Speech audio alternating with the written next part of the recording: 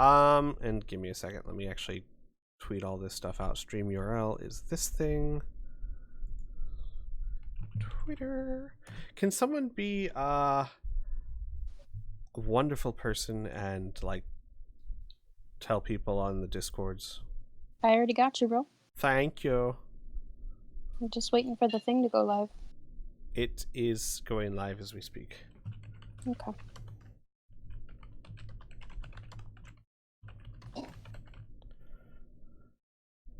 Can someone alert the Discord, he says, as I've alerted the Discord for the past how many months?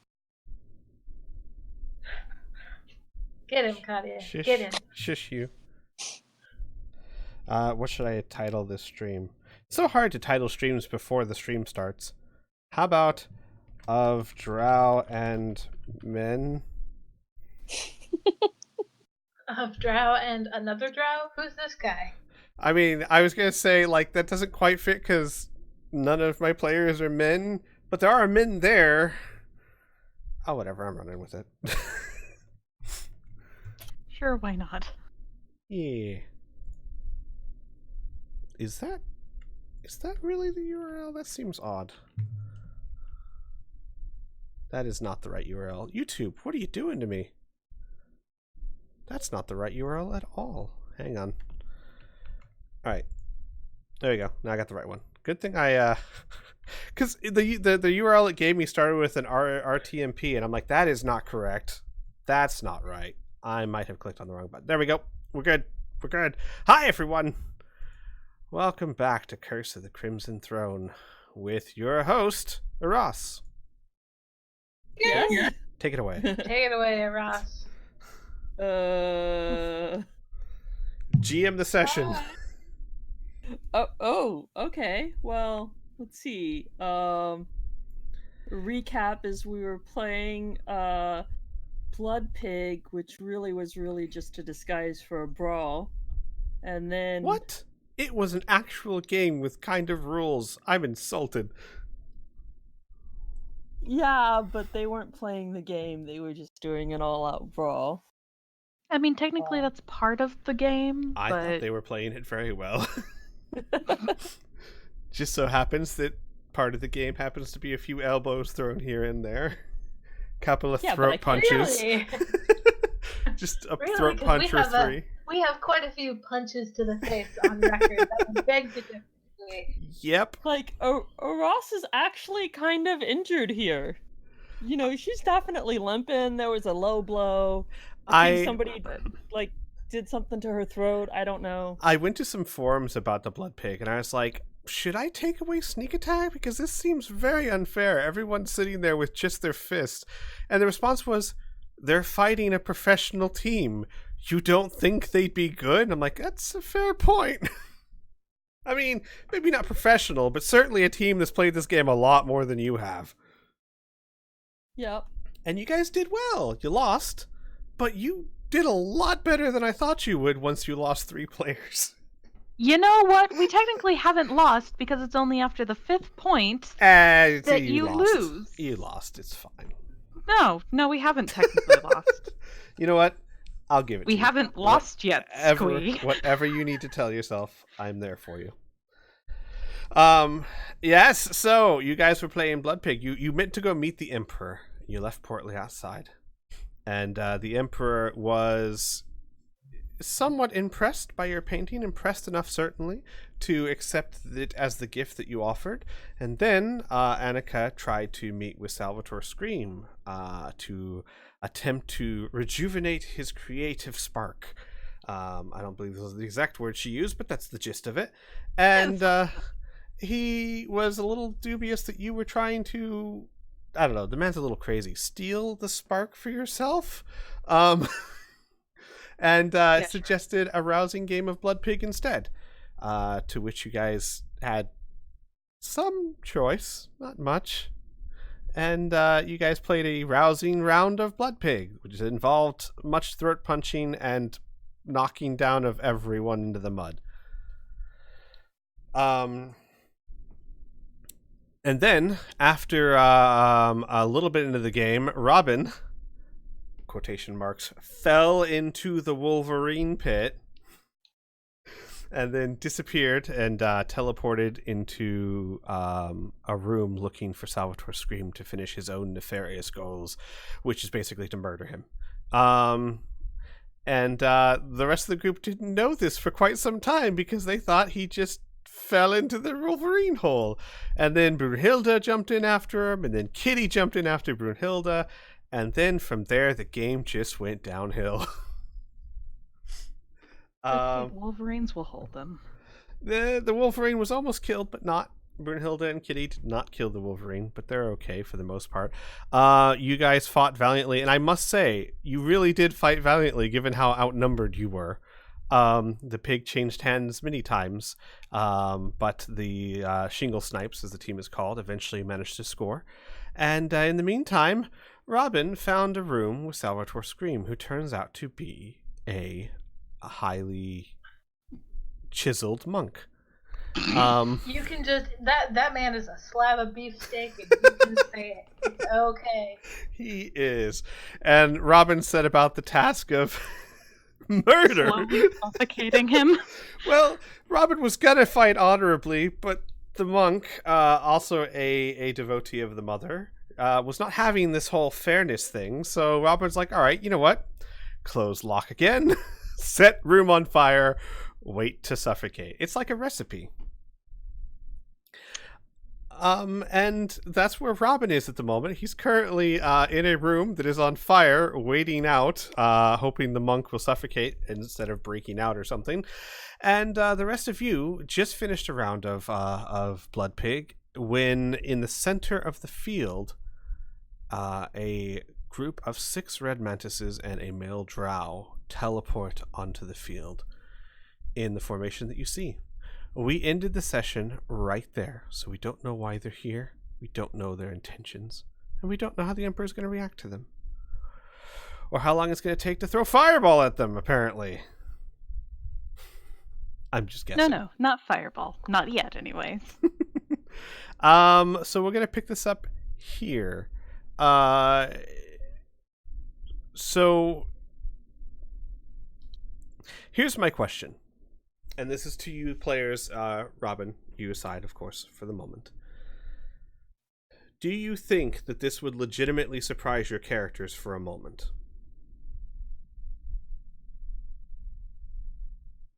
And I want honesty here, because I would think so. But again, you guys have been through a lot of crap, so I'd rather ask than just assume.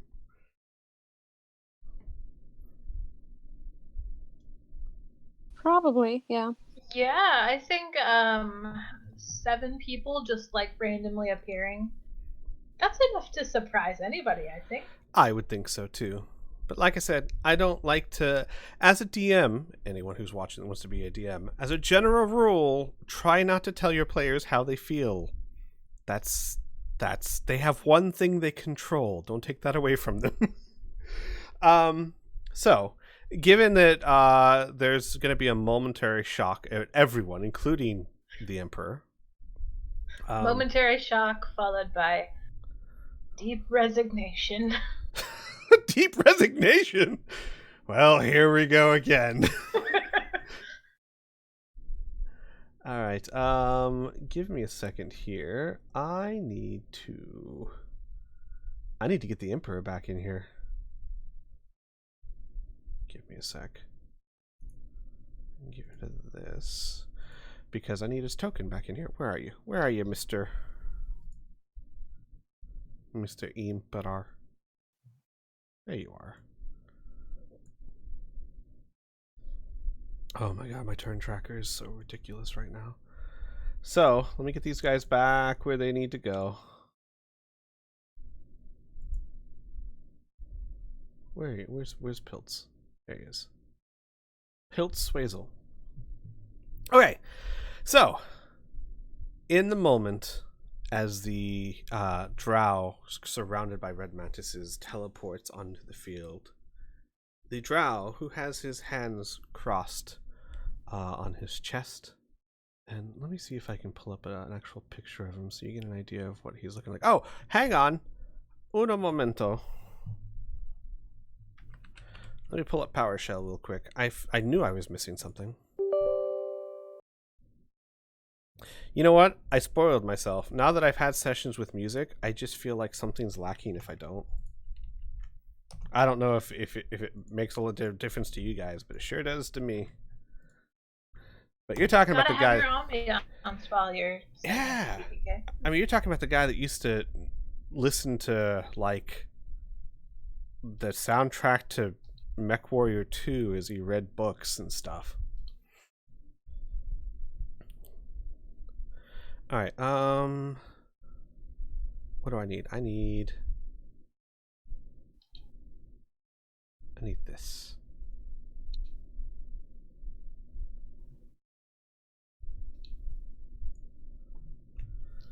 Yes, that'll work. And let's hope Wally plays.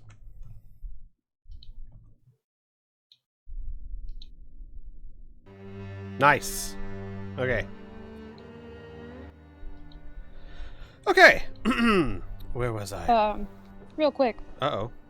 Stream looks like it's gone black. Yeah. That's just on my end. It did this last time too. Hang on a second. Hang on.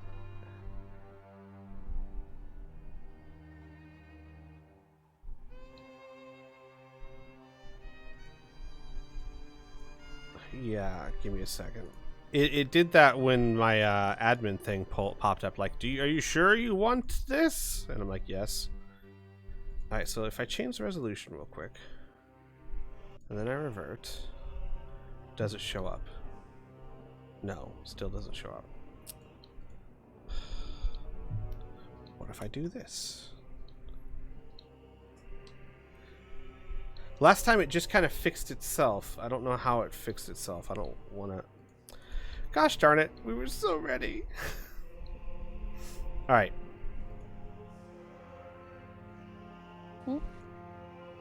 Something was up for a second. Yeah, that was me changing the monitor. So for some reason, OBS is not picking up the right monitor. All right. Well, phooey. Good game, guys. See you next week. No. You know what? All right, that's fine. I'll just reverse all this. I'll just move all this over here. Give me 1 second, everyone. I can change this. All about problem solving. Then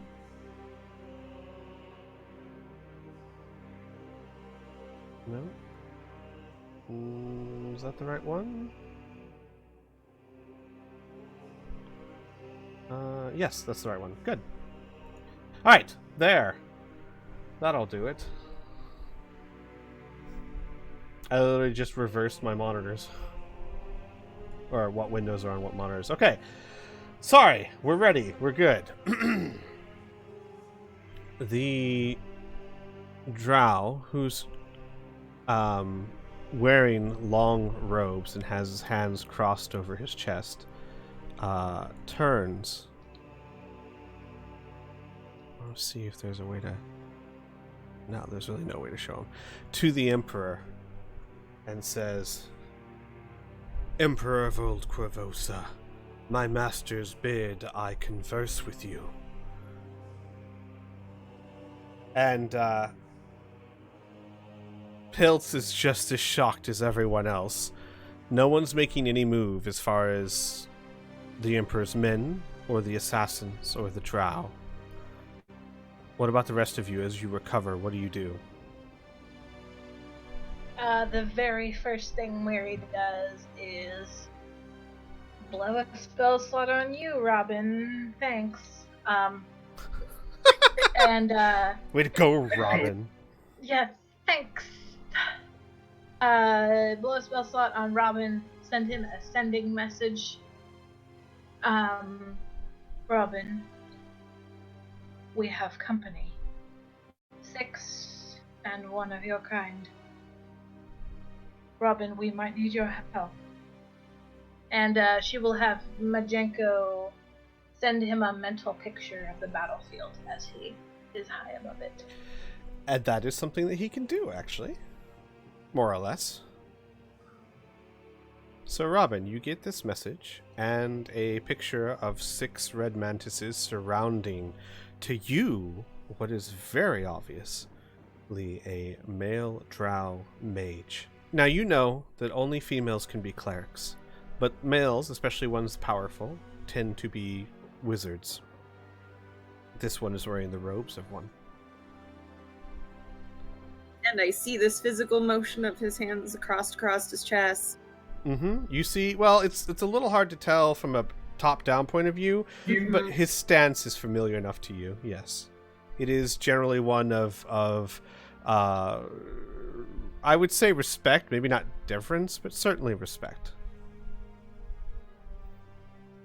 I'm not going to stab you move. He will respond to that. The drow is a caster. Be careful of him. I'll be out there when I can. The only response you get is hurry. All right. Well, you wouldn't get a response unless you're blowing another spell slot. Well, Majenko can send an emotion of urgency. Yes, correct. While that's going on, actually, Robin, I'm gonna handle this now because I don't like. Me as a DM, I don't like either PCs or NPCs rolling until they succeed. Right? If I make someone roll over and over and over, obviously sooner or later they're going to succeed or fail. I don't like that. I feel like so. What I'm going to do is I'm going to give Salvatore Scream 3 tries to break down that door, and if he doesn't succeed, he cannot break down that door. Seem fair? Sure. And I'm going to be honest with you, if he can't, he's kind of screwed. Did you take into account how many turns it'll take for him to suffocate? Yep. Okay. I have faith in you completely. That's... I'm waiting to die. Okay. I'll tell you, you know what? Because that heightens the drama. It would take him hang on. Technically a minute and 10 seconds. I'm just going to say a minute to die if he can't break down that door. He's not the highest constitution modifier. And besides that, something that I had to take into account as well, it's not just a matter of suffocating. It, like, you know, you're underwater and you can hold your breath. No, you're in smoke, you're coughing, you're choking. That is much harder to keep air in your lungs. Does that make sense? On my turn, I'm going to burn those moldy ass sheets to make more. All right, well, first things first. And this all won't be at once. He'll do this, you know, as time goes on. But I figured since I'm here, let me try, right? So that we know what's going to happen. That way, you can sit there for 5 minutes going, okay, he's about to break out. So, here's what I'm going to do. He's going to have to make a strength check to try and bust the door down. That's really his only option. He can't teleport. This is a cell. There's no other way out but the door. So here we go. I'll even let you know it's a hard like door, so he needs a DC of 15 to break out. All right? I know. Okay. Do you want to know his strength score? Oh, that 15 just sounds real doable. Do it. I'm ready. All right, here goes number 1. Nope, not the first one.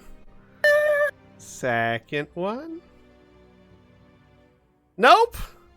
Not the second one. He has one try, or he's screwed.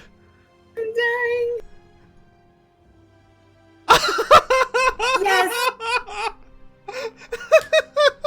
Salvatore throws himself again and again at the door, desperate, starting to choke, starting to tear, desperately scraping at the door, but it does not budge. Oh my gosh, Robin. I'm coming, Mary. Don't worry, Mary, I'm coming. back outside while this is taking place. The Emperor... Oh, no, I'm sorry. The rest of you, as I said, is there anything... we already sent a message to Robin. What about the rest of you as you recover? Ross is going to cast Cure Wounds on herself. Okay. Because she's got some damage. A little bit.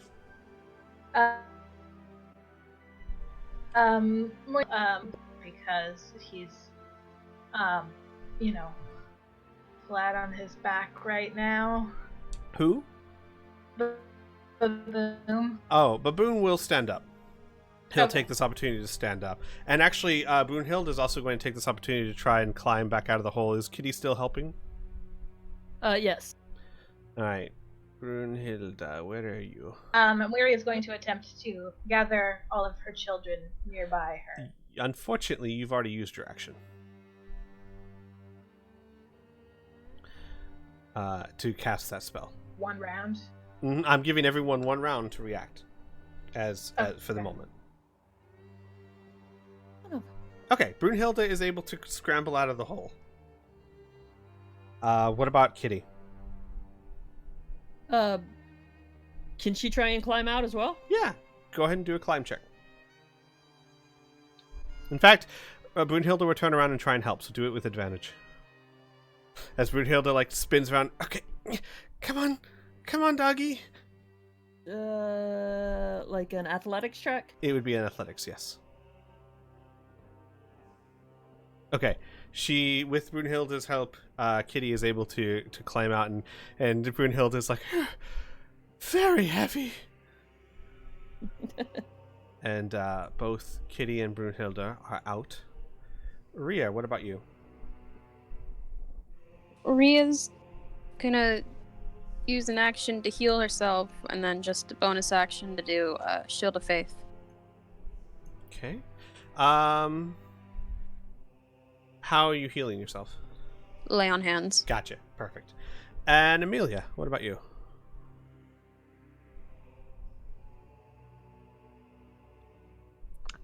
Okay. I'm sorry, I should say Annika. So, yeah, for right now.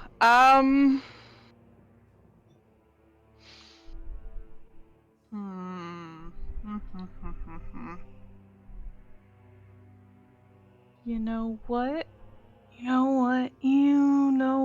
I'm gonna stick Cast with my sleep. original plan.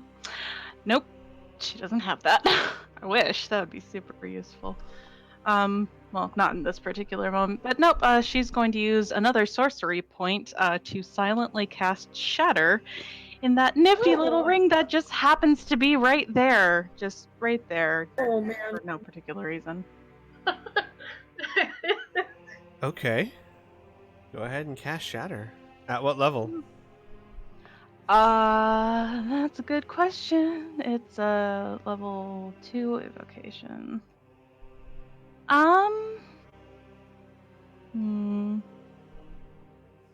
Let's do level 3, why not? She doesn't have 9th level, Rhea. You get out of here. Fucking wish, goddamn. Alright, so I will start selecting a shit ton of people. And then cast Shatter. Alright. So, we have a lot of stuff. You have a Red Mantis failed, Drow Mage succeeded, Emperor's Thug failed, Red Mantis success, Emperor's Thug failed. The Thugs are not doing well. Red Mantis failed, success, failed. More failures than successes. Yay. Go ahead and roll your damage. Alright, so it's this plus an extra d8. So 4. So 2. Hang on. Alright, now I gotta figure out here. take your time. That's yes. So Assassin 1. Alright, while I get this oh wow. Okay, so he does another 4. But yeah, that was a silent casting just to once again clarify. Understood. So, out of nowhere, as the Emperor stands up, and he goes, "Whoever you are, you better have a good..." Boom!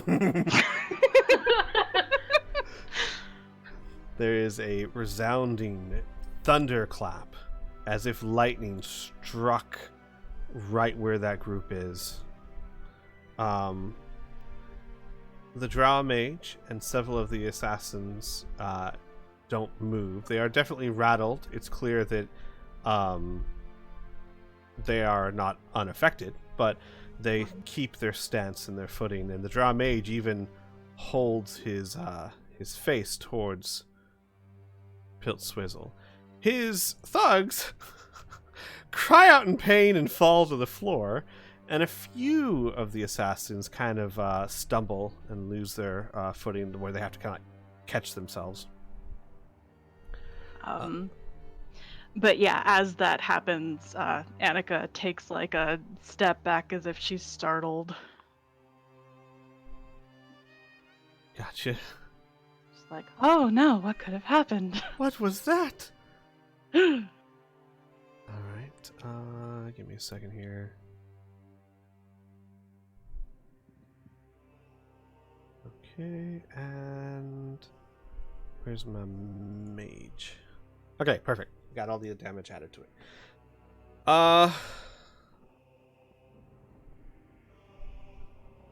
The assassins, even the ones that lost their footing, maintain their discipline. The drow looks around, not knowing what happened, but not knowing who cast it. And he says, "Emperor, I have words for you. Stay your men." And Pilt's like,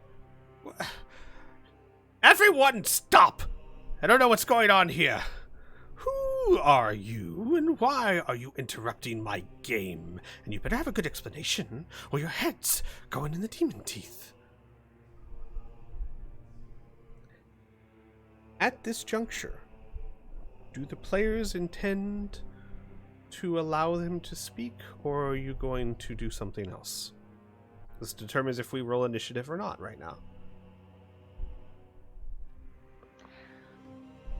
Ross is just gonna try to step back and cast another Cure Wounds on herself. Gotcha. Not I even assume worried you're about trying to do it quiet, like muttering it to yourself, and Yeah. gotcha. Or you could just take a step back and let Miri take care of you. Yeah, I'll just take a step back. I mean, I'll go ahead and do it myself, but...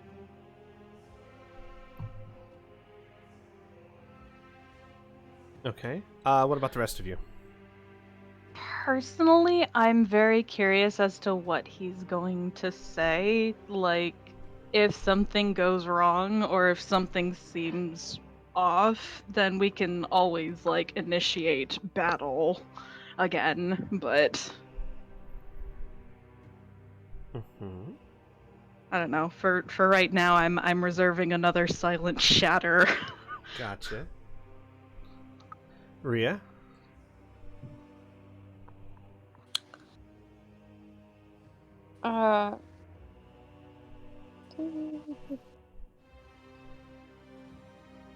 He's gonna move over to here. And I don't know, since she doesn't have her weapons or anything yet, and she doesn't want to start stuff, she's just gonna take the dodge action Gotcha. in case anything happens. And last but not least, Muri. She's very interested in the deaths of, all of these people, but, I think it would be wisest to withhold action for now. Okay. The drow, with his entourage almost in lockstep, move to the front of the what's the word I'm looking for? platform. Oh, whoops, that's the wrong thing. How do I select multiple people? Is that it? To the platform where Piltswazel is. No, alright, fine. I'll just move them all individually. Fine. Fine, game. Why am I targeting all of those people? Good question. I didn't do that. And as he moves forward, he says, "First, Emperor, O wise and brave, I would request your assurances that my enemies do not attack me before you hear what I have to say, as it is dire and worthy of your ears."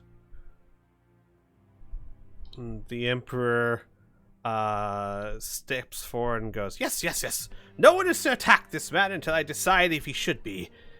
Because if his explanation is not good enough, he's going to the demon teeth, not on someone's blade."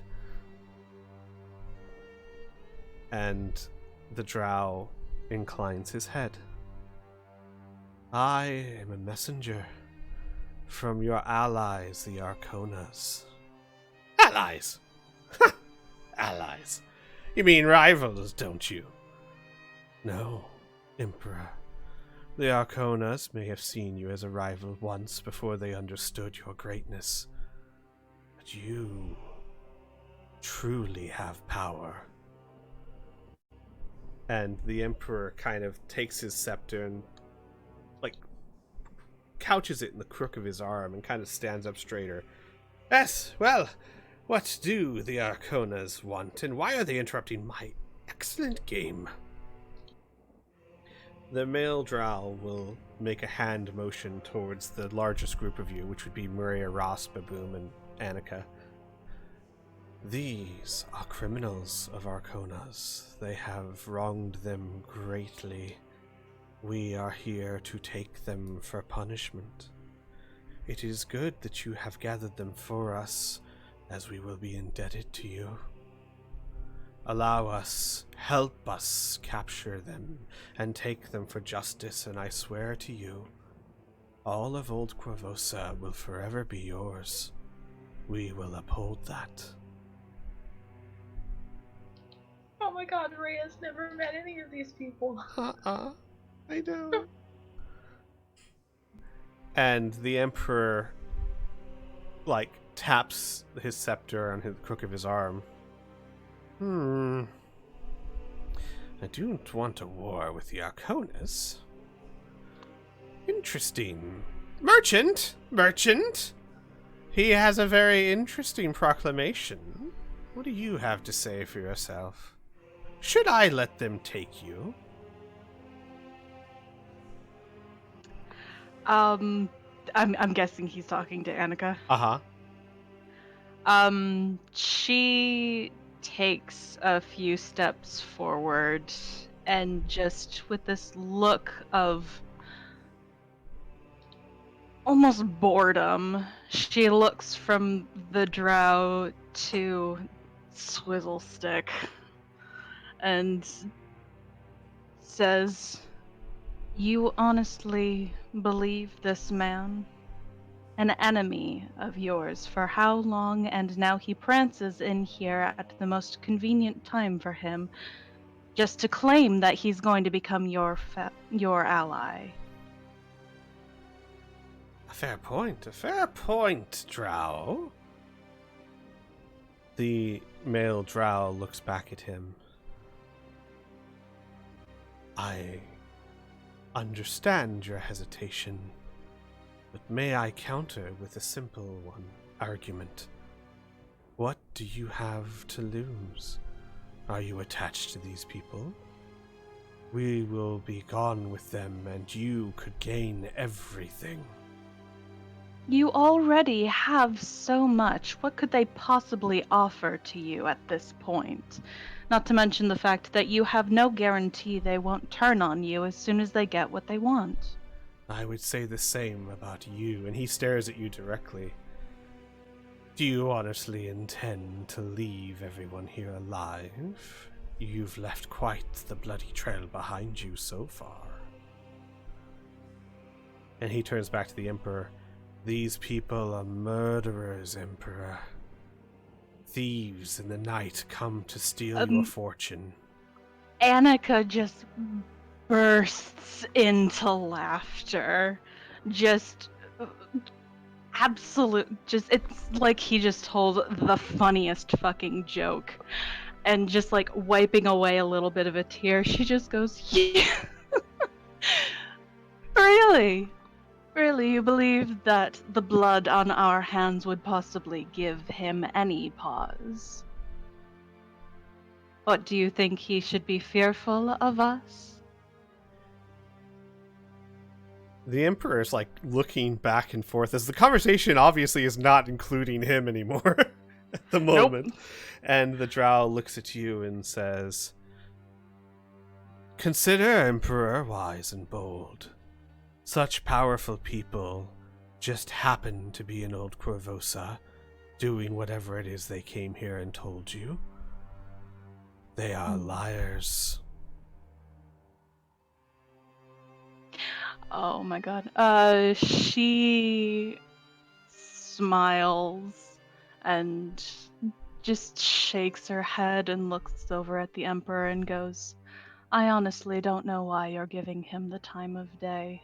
We've already told you why we're here. We've given you our gift, and we had planned to leave, but we're here now to entertain you. And now not only is he coming in and making demands of you in your own territory, he's also interrupted the game. The Emperor looks back and forth, a little unsure, as both sides are making pretty cogent arguments. Mm-hmm. Cutting over to Robin real fast. Yes. Robin, the past minute or so, Salvatore Scream has been beating on the door, choking. This is how it ends. Is how she kills me, with no honor.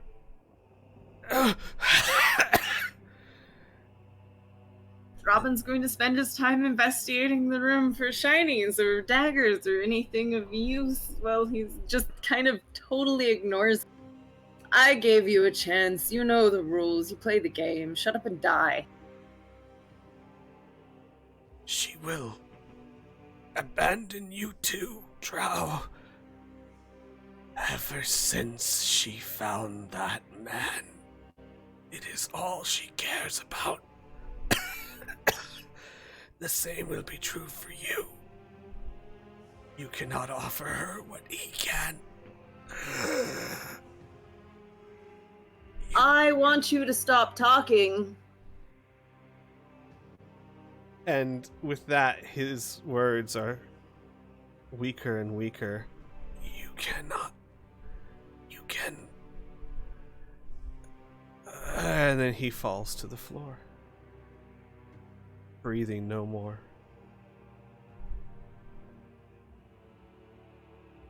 Really? He's dead? Yes. Oh. Do I have time to do a thing? Yeah, I'll grant you. Can I pop open one of my acid vials and throw it on his face? I want to dissolve his mouth. Wait until I'm not drinking first, but yes. Wonderful. Jesus. Roll to hit an AC of 5? I mean, you're tossing it through a flaming door, so there's gotta be a chance you'd miss, but he's not moving, so... It's a dex because I'm tossing it? Yes, correct. Yep, you got him. Cool. Right on the kisser. Just pow, shatters. And the acid, while not incredibly strong enough to melt through flesh, it slowly starts to deteriorate his face. It's got time. Until it just caves in. Roll me an investigation check for the room, please. Yeah.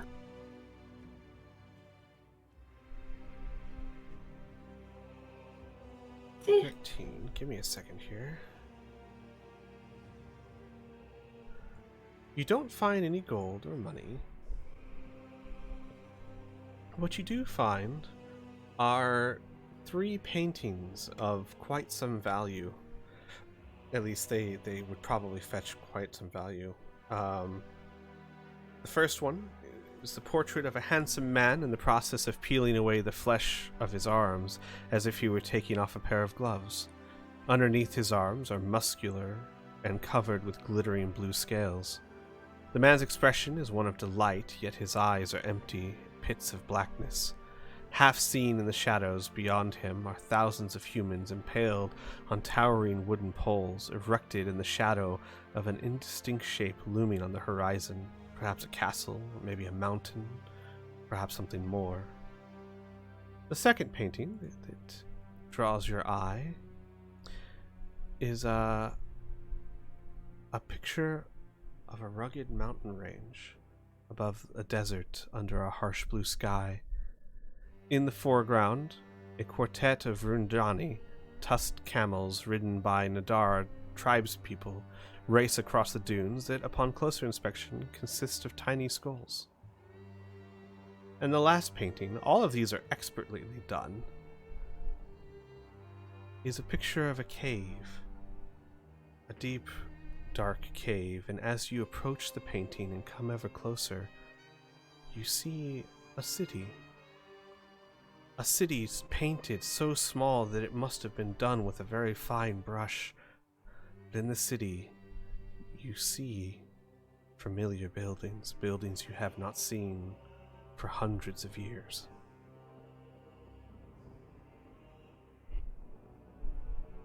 Oh man, those are mine.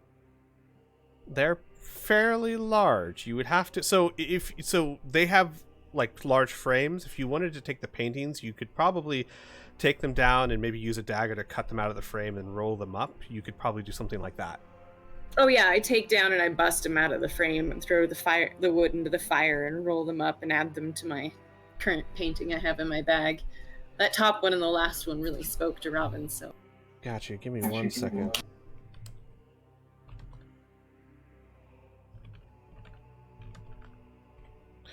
Alright. Just changing a description here so you can understand it. Okay. I'm going to put these into your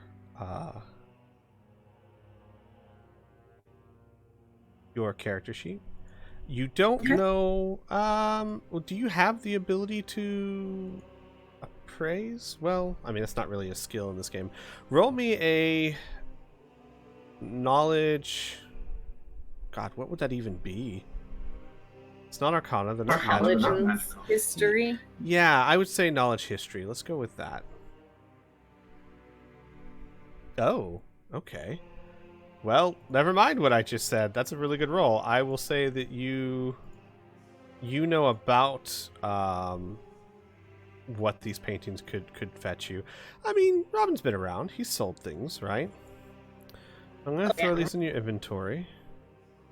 You'll have to kind of mark the values yourself, as I'm only giving you kind of an estimate. Did those pop up? I don't know if those popped up. Let me check. And yeah, I'm taking notes, no worries. They did not pop up. That's weird. I do not see them. If I do that. No? I see three unidentified items. Oh, yes, that would be it. Hang on. Let me go ahead and identify those for you.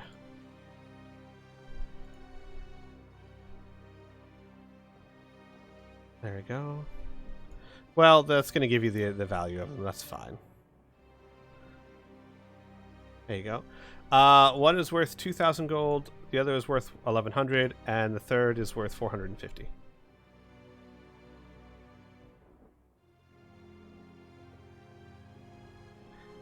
And as his body burns, as the acid burns through his face, you cut the paintings out of their frames and roll them up and tuck them into your satchel. And as you do that, back over to Annika and everyone else. Annika, I would like you to roll me a persuasion check, and might I point out, possibly an important one. Slightly. Oh god, is this gonna be like a contesting persuasion check or something? Nope, I've given it a DC because there's several outcomes that could come from this persuasion check. Oh god. Okay, this is fine. Can I get help? Well, oh god. no one really spoke up while you were talking to him, so I can't really say that you could.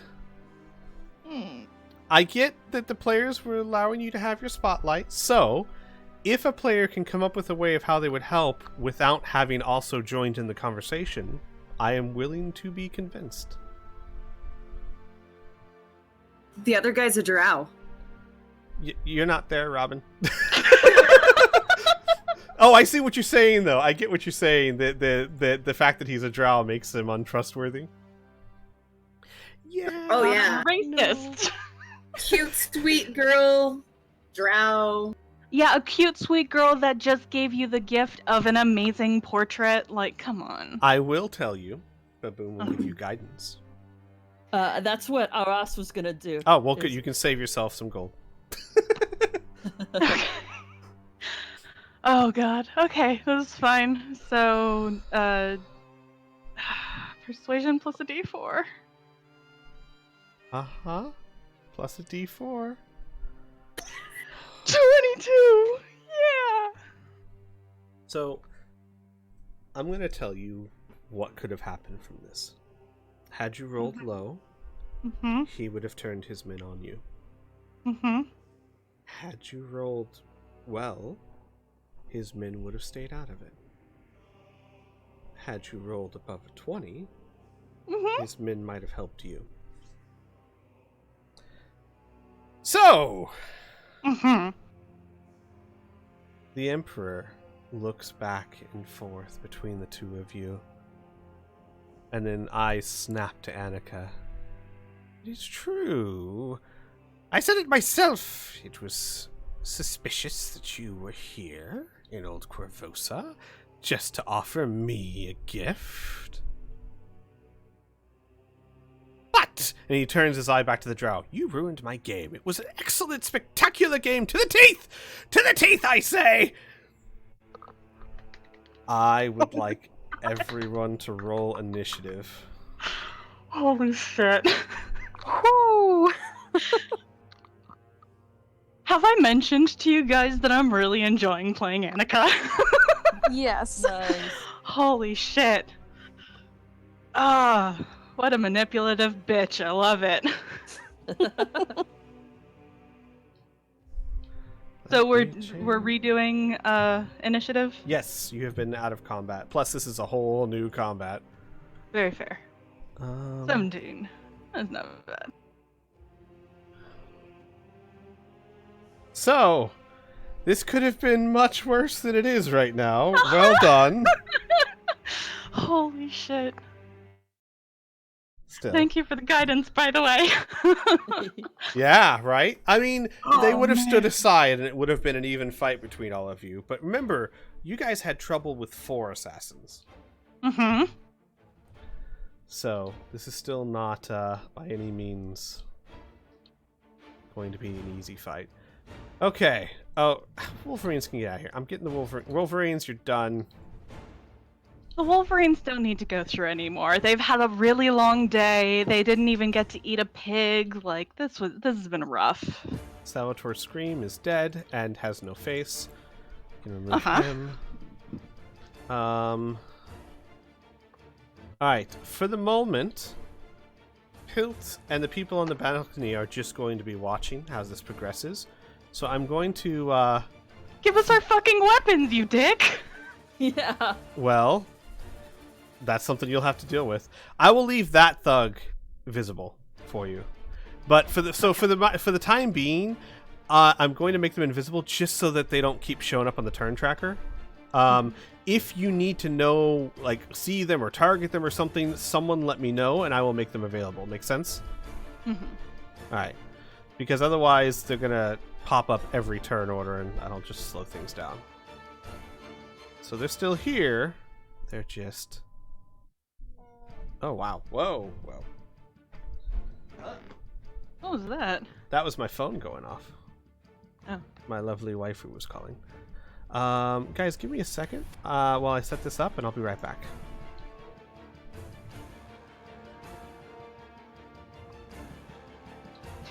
So You things done are did going. it, Alora. Oh my god! Holy shit! Nicely done. Oh boy. I really need to use Annika more often. She's so sorely underutilized. The ability to actually talk shit and get things done.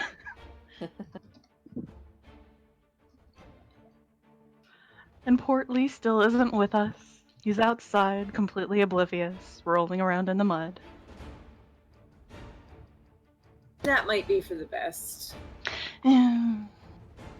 I did light the building on fire, and those are rope ladders. Yeah, and he is a large creature and can't do too much and only has 9 hit.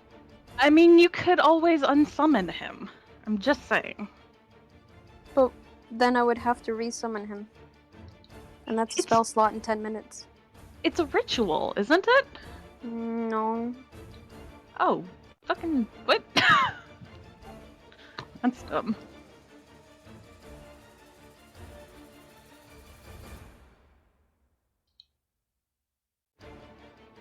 I'm coming, Yuri. Yay, Sure thanks for melting his face, asshole. Gotta cover his tracks. No, he's got to keep me from using Talk with Dead. Yeah. It's fine, don't worry about it. We got it covered. It's fine. I'm just gonna leave this room burning. Man, Van Carlo was counting on you, dude. I already know where Van Carlo is. All I have to do is find Shala. Wait, I have... Oh, wait. No, I don't think this would work. Hmm. Never mind. Never mind. I'm just gonna ask that nice Camille lady out on a date, find out where she lives. Double date. I'm gonna break in, and I'm gonna steal a Shala and a Van Carlo. On your own. No, In a I'm, house full of assassins. no, you're coming with. Okay. Oh, am I? Okay, good to know. I am not taking that risk. Bad enough being with one monk in a cage. Like I was in a shark cage. You were expecting some scrawny little loser, and a fucking creepy ass monk is what you get. It's a crazy ass painter, yes! This guy's gonna have fleas, he's gonna be skinny and ragged and starved. Oh my god, you're a wall. This guy's got gains. Have they been feeding you protein shakes? I'm What the sorry. fuck? I'm back. What's up? What? Nothing? We're just talking about how literally no one was expecting Scream to be a giant Oh my wall of God. meat. Yeah. Well, it was so funny because when Wings was all saying, like, you know, my plan is to take him out in one blow, and I was like, it's possible. And you really, really want to make sure you succeed because, good lord, being stuck in a room with that man. Like, could you imagine, like, you go to coup de grace him and it doesn't finish him off and he just stands up? Still, he's dead. Salvatore Scream is yesterday's news. And guess what? He has no mouth. Mm-hmm. Alright. So, let's get started. As the Emperor screams that, the assassins burst into movement. Assassin number 5 rushes forward to this thug here. Oh, let me actually give him his turn. There we go. And,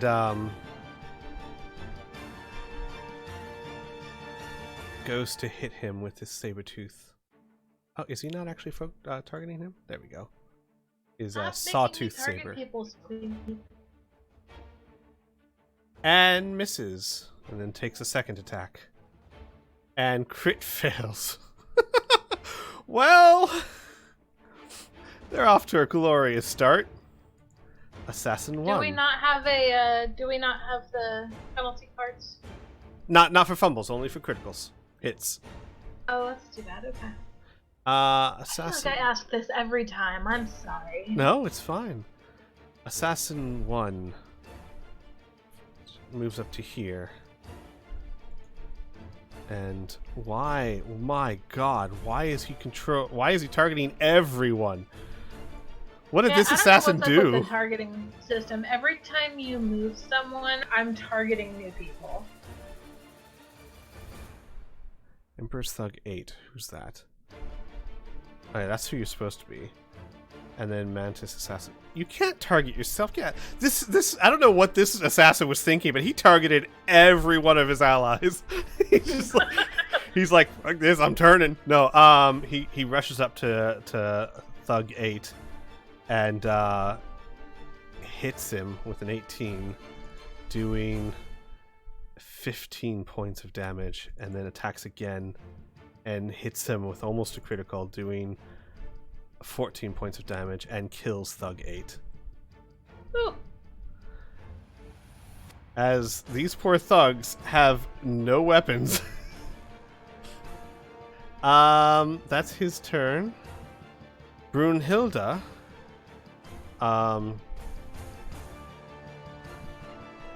Not quite sure what's going on, as she's just climbed out of the hole. She kind of understands that these guys are very bad news, and she goes, what are we doing, Baboom? And I warned you not to bring your kids. And Baboon said, "Killing the red ones, darling." Oh, okay. And she will firebolt Assassin 1 and hit him for 4 points of damage. Emperor Thug 6. Welp! He has no weapons.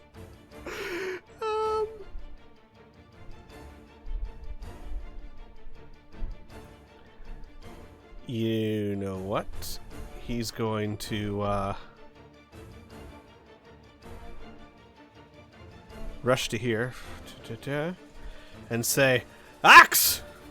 And one of the thugs that was guarding Pilt Swizzle will toss him a battle axe. Give me a second. Let me see if he can catch it.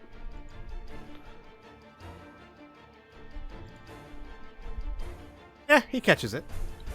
And will target this mantis and attack him. And miss. But hey, he tried. Annika, it's your turn. So, Annika's gonna take a little steppy back. And she's going to cast Fireball. 4th level. So I'm gonna do that, and I'm gonna start targeting people. I'm going to save you a bit of trouble here. Only target the thugs. Are you fucking serious? God damn it. Honey, Shit. we went over this last time. Oh, God. Wait, no, that's right. Wait, can I... No. I already rolled... Well, I already rolled to check and remember that, so can I just... Because I'm an idiot and forgot that check last week. Did. Here's my thinking. You remembered that, but does that mean that your character knew it wouldn't work again? Or just that it didn't work last time? It's been a week. I'll let you. I will let you recant. I will let you choose something else. So then that's gonna be Shatter again. I actually, the thing is, I can't though, because now you know all of them have fire resistance beyond a shadow of a doubt. You see what I'm saying? Or fire invulnerability. Oh, whatever. Just change it. I'm not gonna. I'm not gonna be that evil. If they have fire invulnerability, then did Brunhilde's firebolt still do damage? Holy crap! You're right. No, it didn't do damage. You know what? This is perfect. Amelia, you saw that the firebolt didn't do anything to the Red Mantis assassin.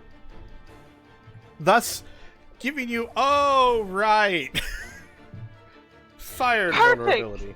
So she's not going to do fireball and waste that. Thank you, Mary. That's a perfect way to go about this. You are welcome. God fucking bless. Oh, poor Brunhilde, though.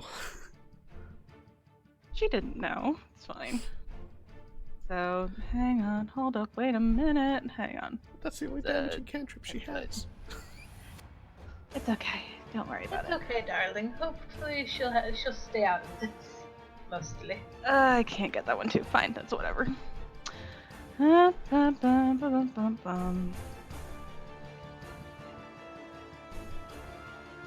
So, that's at 4th level. What is this? Shatter. Shatter at 4th level. Again. Gotcha. Understood. Oh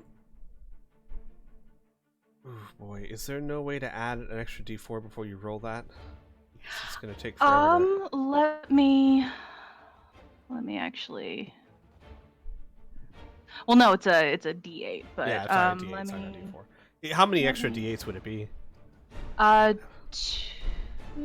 Shatter's a 2nd level spell, so it'd be 2 more. Yeah. Yeah, so 2 more. So let me. Here. Let me pop into your character sheet. I think I can change it because otherwise it's gonna take me quite some time. Let me maybe. Well, only 3 failed. Oh, wait, here we go. 3d8 plus 2d8s right there. No, I just modified it. Oh, yeah, perfect. Well, good job. Well, yay! Roll the damage. I'm so smart. Nice. So, Red Mantis 4. Okay, so you can see the circles on them. That hurt people quite a bit. Mm-hmm. As it seems that almost no one saved. 1, 2, half of them saved.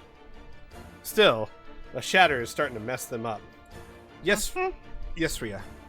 Okay, so I just looked it up real quick. If you click on the damage for it and hold it, and then right-click, it should add another damage die for you. Oh, that's cool. Oh, that's really neat. Good to know. Okay. Anything else, Amelia? Annika? Amanica? Nope. And that's definitely not going to be a thing. Amanica, Jesus. Robin? Yeah. For the sake of convenience in the story, we will say that you just finished placing the paintings in your pack. Okay. When you hear what sounds like a lightning strike outside. Again. I step outside the door. 5, 10. I'm gonna pause in this, and I'm going to grab the crystal flask and the silver dining set because it looks like something Mother Mary would want. Oh, honey. Hang on 1 second here. Yeah. All right. Let me get your character sheet open. I'll just throw that into your inventory real quick. I came back from the dead with gifts. So, a platinum and crystal decanter and a silverware set. There you go. Okay. 15. We'll say that's your, one item interaction is considered free, so. Oh, but you got 2, so we'll say that's your action. I'm going to move to there. I'm going to pull out my flask of gaseous form, as I think that's my best way of crossing this field. Actually, you know what? Do I remember where the guy with the bag of our stuff is? Yeah, he's the only one that's actually visible to you on the balcony. The others are there. He's just the only one that's visible. So, bonus action sneak, as my intention is to get to him eventually and get that back. Gotcha. Okay.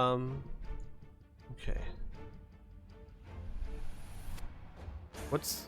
Oh, got you. That's your sneak? Yep. Well, wow. Very nice sneak. However... let's see here. Nope. So, Emperor... Not however. In other areas, I should say. In other news, Where is this guy? There he is. Oh boy. You know what? Oh. Doesn't really have. He's gonna move it over to here. He doesn't have a weapon. As it's not like they all just have battle axes raining down. But he has an ally there. So he's gonna try and just punch him in the face, even with his armor on. Do it. No. Brave man, though. Very brave. Assassin 2 takes a step down here, turning on Rhea. And If he's hitting me, he's doing it at disadvantage. with due to... Because I took the dodge action last time. Yes, you did. And we'll say that you just continued it through the conversation. So he attacks the first one. And that's a miss. And the second one... Oh, hang on. That's a miss. Okay, good job. So 2 misses. Thug 12. Well, I mean, I got nothing but fists, but they're gonna try. What else can they do? I suppose they could run, but they're not quite that. They don't know how bad this is yet. There's just a bunch of guys in armor. They have no idea what they're in for. Attempts to hit him. And a nat 20. Oh, so Thug 12. Rend armor. In addition to the standard critical hit damage, the target suffers a -2 penalty for the AC for the remainder of combat. So let me see. Knocked his helmet right off. If his AC actually went down.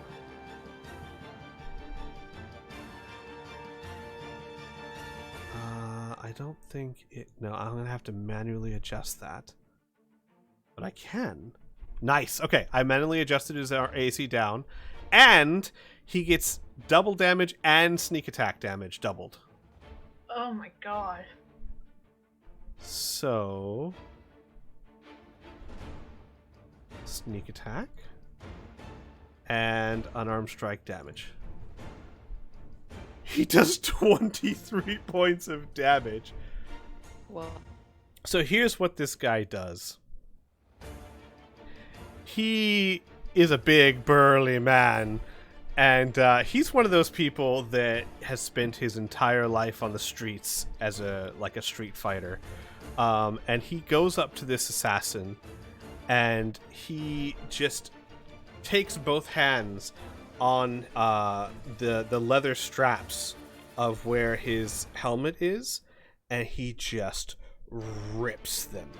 And he rips them downwards, and as he rips them downwards, he brings his knee up and shoves his knee directly into the throat of the assassin, knocking his helmet off and collapsing his throat.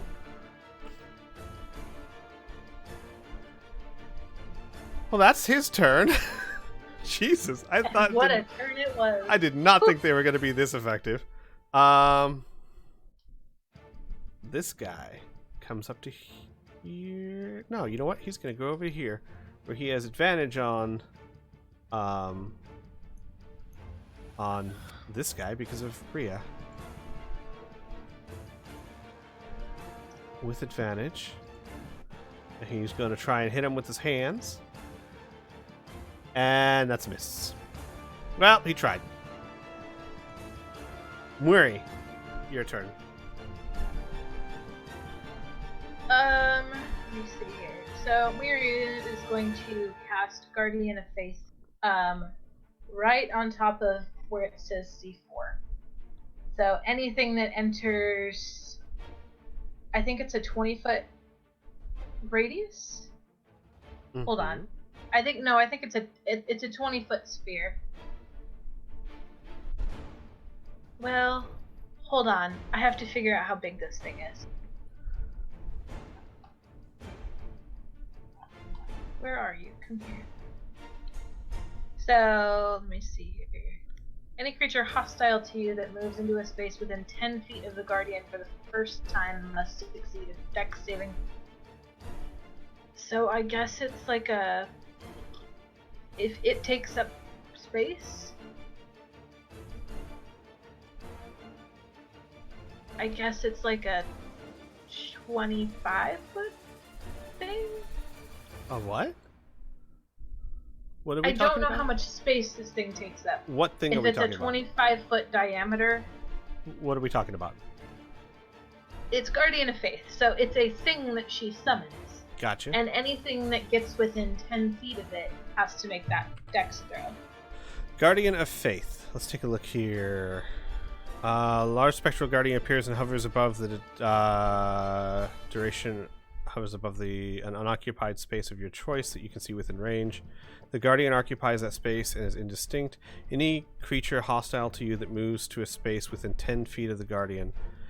So it's just one space, but anything that gets within 10 feet of that space. So what I will do is... Oh yeah, that's actually nice. I'll do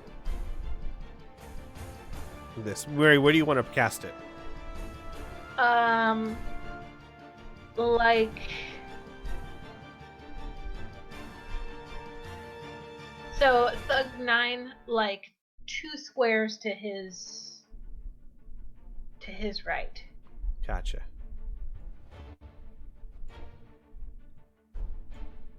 That's a little piddly. Right there. Let's try something else here.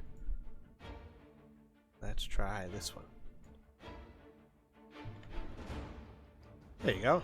Oh my god, it's a goose. So it only takes up one space, but if anything gets within 10 feet of it, so if anything gets within basically 2 squares, it will deal damage to them until it runs out of damage. It can do it 3 times, I believe, right? It can deal a max of 60 damage. So if they so continually 3 times, save it, yeah. do it more. Yeah. Perfect. All right. Any bonus action or movement?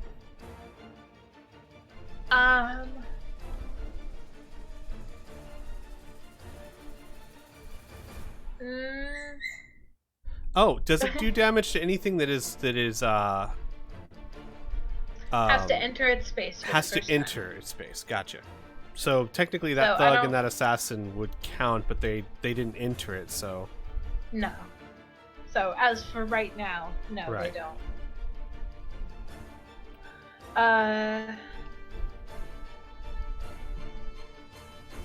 Are we counting hang on, thugs as allies right now?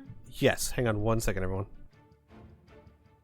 Yeah, for right now they are air quotes allies. Disposable allies, but allies. That feel when all of your allies are on the other side of the board, Oh, and all of the honey. enemies are right in front of you. I'm coming, Rhea. It's fine. You just gotta book it up here, and then up here, and then up here, and then over here, Sorry and about that. you need to get the. I'm just you need to no. get the bag. I've got. I'm not gonna. No. You know what? I'm gonna try can- something. Oh. I can actually make these guys allies. Thug 9. Oh, Thug wait. There's 6. also Majenko. Yeah, that's what I was planning on doing. Oh, okay. Oh, he's still alive. Uh huh. That's good. He better be. What? I didn't. What? I'm making a statement.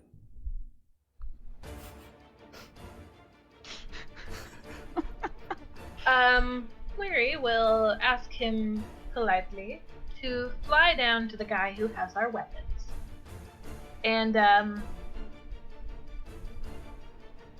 we'll, have him ask politely for our weapons back. Gotcha. Oi. He'll hold out his little paws expectantly. There's no way he's gonna carry that bag. Well, he can carry probably one. Oh, wait. The um, bag of holding is only 10 pounds. Oh, that's fair. That's true. Yeah. I tell you what, though, all he was gonna do was toss it down to Rhea. But he can give it Rhea's to just Majenko. gonna ask for it. Yeah, he can give it to Majenko if you prefer, but he was just gonna toss it down to her. Oh, well, the bag of Did he put everything that we gave him in the bag of holding? Yep. Everything, Yeah. everything. Oh, sick. Okay. Then no. What he will do? Ross, how heavy is your thunder cannon? Oh, crap. A few pounds. Okay. I'd say close to 10 pounds. Yeah. Because a rifle's like 7 to 8, and it's a little bit bigger than So a if rifle. he can carry the bag of holding, he can carry the thunder cannon. Yes, I would say so.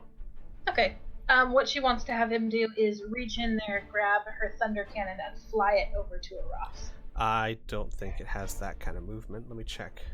Well, I mean, if it takes him a couple turns, it takes him a couple turns. Sure. Makes sense. Majenko has 60 feet, so that's 5, 10, 15, 35, 40, 45. Yeah, I mean, he just got over here, so maybe on his next round. Okay. Gotcha. Perfect. All right. Is it close enough I could reach it? No, he's really far away from you at the moment. He is currently Got it. He just got over to the bag. correct. Got it. Yeah. That's... All right. Anything else, Murray? That is all I can do for now, unless I can get somebody to walk over into my nice pitfall trap that I have set up for them. The drow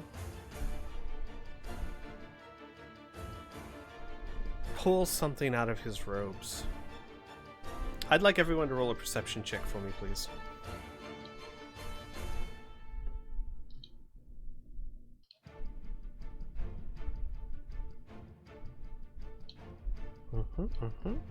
Oh, holy crap. Mm-hmm. That is the first time Ria's ever done well on perception, guys. She is the closest. Murray, okay.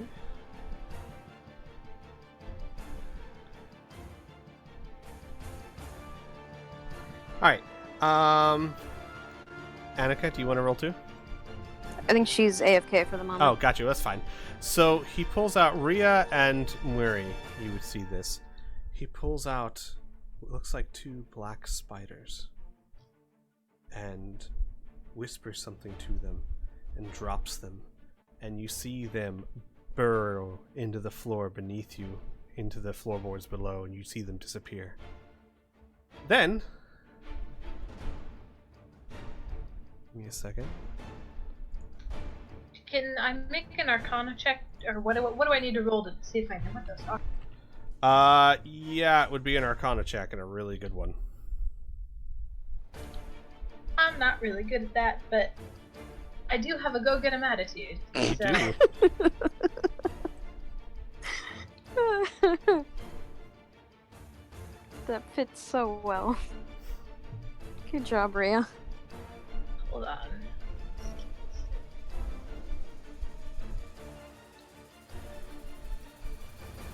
Well, I don't know either. You and I are in the same boat.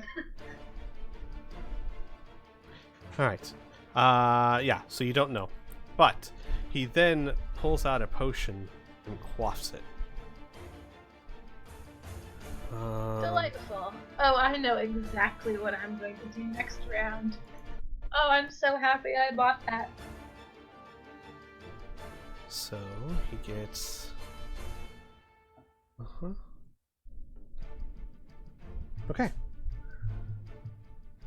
That is his turn. And next up is Aras. Yeah, I kind of fumble around. I don't know what the heck I am going to do, and then I reach upon my Desna talisman, and using that, I concentrate hard, and I'm holding on to it, praying for something to happen, and cast Toll the Dead. Mm-hmm. So I point my finger at the mage. Okay. It has to make a DC Wisdom. Yeah, saving throw. so click on him, and then click on the spell. Control click to target him, just like your Thunder Cannon. Yeah, it is like targeting him from somebody else even. Huh? Wait, here we go. Are you still on Kitty? Let me try for you. What the heck? Yeah, the target system is being real weird right now. Let me try something here. What the?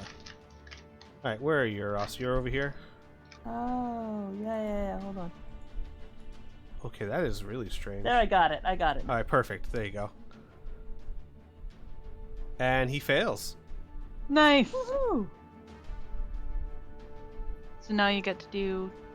So Well, no, 5 you're points. doing Toll the Dead, so that's It'd be 2 because you're over level 5. yeah. So remember, cantrips It's scale up 12. with your overall level, But- not with but your class level. It's overall level? Okay. Yeah. That's the nice thing about cantrips. It's your overall level, not your class level. Mhm. So, oh wow. Okay, so Sweet. Nice. 17 points. wow, he's hurting, guys. He's hurting. He might not make it till next round. And I am backing far away behind. Well, not far behind Worry, but just behind Worry. Far away. Real quick, the damage, just drag and drop the dice. Alright. On there. Thank you. Yep. So, thug number 5, not knowing what's going on, goes over here to go up to the assassin and takes 20 points of damage from your spirit guardian. Wait, do you have the ability to choose? I thought, Honey, is he hostile to Miri right now? No, he is not, and we would No, know then that. he So doesn't that take anything. perfect. It has perfect. to be. He has to be hostile to me. Perfect. Even better. I felt that would have been horrible, but if the rules said it. Alright. And he's gonna try and punch this guy that just got his throat caved in. And hits him. And gets sneak attack. These guys are far more effective than I was expecting them to be, and does another 15 points of damage to Assassin 1. He's getting ganged. Killed him. He's getting he ganged dead? up. No, he's not dead. Oh, man. He's Okay. not dead, but he is teetering. This guy, his throat is crushed. Death is coming.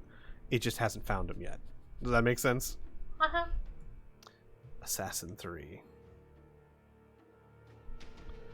Assassin 3 moves down to here. And normally he'd get advantage, but Rhea, you're defending. So these are just normal rolls. That's a critical fumble. And second attack is a hit. So you take 20 points of damage. And keep your concentration for whatever it was you were concentrating on. My shield of faith. Oh, yes, gotcha. Well, you take 20 points of damage from that sneak attack, as these guys are deadly. Assassin 6. He's going to focus on the thug right in front of him. He's not dumb. He's not just going to move away from him. Hello? Okay, that's weird. Yeah, my targeting is acting a little odd. There we go. He's going to attack this guy, and they're rolling so many ones. Oh my god. Thug 10. Thug 10's the one that's been pestered by Majinko, isn't he? Wait a second. Which guy? The one? Oh yeah, he got and he got blinded. He walked Yeah. through the Yep, wall. he's still blinded. He's still blind. Yeah. Why wouldn't he be? He has to make a Constitution save. at the Actually, end you of know what? He would have had so many Constitution saves in that minute or so. I'll say he's not blind, but he failed his bravery check, I guess you would call it. He's actually running. Oh my god. This guy's had it. He's done. Loser. Look, all right. He's been hounded by some sort of weird dragon. He was blind, and now these things here. He's out. Listen, man, he was literally the only one I managed to blind. Or maybe there was one other person, but yeah, still. he's been hounded by this city's equivalent of a pigeon. Wow. Damn. Basically, he said, "Screw this! I'm going to the dugout or the locker room." Baboon. Hit in the showers, guys. I'm done. Baboon is going to see if he can't finish off Assassin 1 here, since he's almost on death's door. And Baboon just hits and kills him. Nice. Nice. So Assassin 1 is down, and with his other Eldritch Blast, he's going to target Assassin 4. So Baboon throws out a multicolored Eldritch Blast, slamming one in the head, and it falls. Then he turns around and with his other hand claps it together and fires out another multicolored Eldritch Blast, hitting that one as well for 7 points of damage. That is Baboon's turn. He'll say, Brunhilde, my sweet, stay near me. Rhea, your turn. Rhea's gonna just turn up to the guy that's up on the balcony with the bag and just be like, would you mind tossing that down, Right, please? and he'll toss it to you. And is it an action to get my sword out, or? I would say so, yes. From the bag of Okay. holding. I believe it's an action to remove an object. Alright, so she will do that then, and take out her rapier. Okay. Alright. So you're holding a... Oh, okay. So here's the thing I have to ask. You are holding a bag of holding in your hand, which is a very large bag. You can drop it to the ground and continue to use your shield, because in order to pull the rapier out, you have to be holding it with your shield hand, which means you're not letting go of your shield, right? But it's awkward. You can drop it to the ground for now and still continue to use your shield, or I'm going to make it to where you can't use your shield reaction. Not that that's too disadvantaging to you right now, but still, I think that's fair. Does that make sense? Right. Gotcha. All right. Would it be... Sorry, but would it also be an action to, like, just throw the strap over myself? Or would that be I'd say an a object bonus interaction? action. Yeah, I'd say, yeah, sure, that's an object interaction. I'm fine with that. Okay, so she'll just do that then and have it hanging at her side. Gotcha. I'll say a bonus action only because your hands are full, so that's not going to be the easiest thing. That's fine. Yeah. I don't have any other bonus actions anyways. But you're smart. You can get it. It's perfect. So you got it on your shoulder. Mm-hmm. All right. Anything else for your turn? Nope, action, that's that. I'm not moving anywhere, so nope. All right. Well, Assassin 4 is going to step up to here and take 20 points of... He has to make a dex save. Right. What's the dex save need to be? Who goddamn knows? I'll have to figure that out. It should be like DC 15. It's definitely he makes it. Yeah. So does he Okay, take well, no he damage? takes- Or half No, he damage? takes 10 points of damage. Okay. He's still not looking good.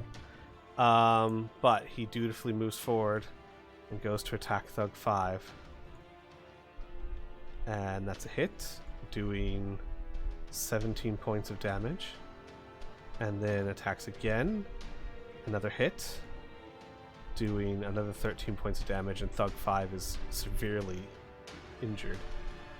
Thug 11 is gonna try and attack, not Rhea, but Assassin 5. Miss. Majenko, you've already gone. Portly. What? Has Right, Majenko's on the turn order. I gotta get him back up to you, because remember when you rolled initiative again? What's your initiative? I believe it was a 14. It is a 14 indeed, so I'll just make Majenko's 14 as well. Are we doing anything with Portly? Not unless that door remained open. I mean, it's not... I guess it would be locked, wouldn't it? Yeah.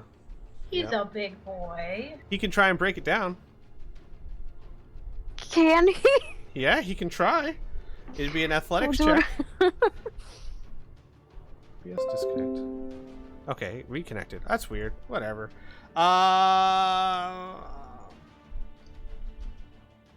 Portly got a 16. Portly slams into the door and hears cracks. It's not open, but it damaged it. Portly gets the impression that if it did it maybe a few more times, or give it a good one, it could break through. Mm-hmm. It's like it's like your animal sitting outside your door while you're in the bathroom, like, please let me in. Assassin 5 is going to continue attacking Thug 11, as we're back up at the top of the turn order now. That is a miss. That was And one full round of hits. combat. That was one full round of combat, indeed. Good lord. Alright, so he hits this one and does 21 points of damage to Thug 11. Sneak attack. Kitty! So Kitty's going to run up to, over here. If I can put her. Okay, I can't put her on the grid for some reason. Here, there. Thank you. And then attack, this assassin number 4. Would help if you. Wrong one. Whoa! What do you? Why did you roll at advantage? Pack tactics. Do you have pack Yes, tactics? pack tactics. Oh, perfect. All right. Well, then it's hit and it's dying. You got him. Okay. Very nice.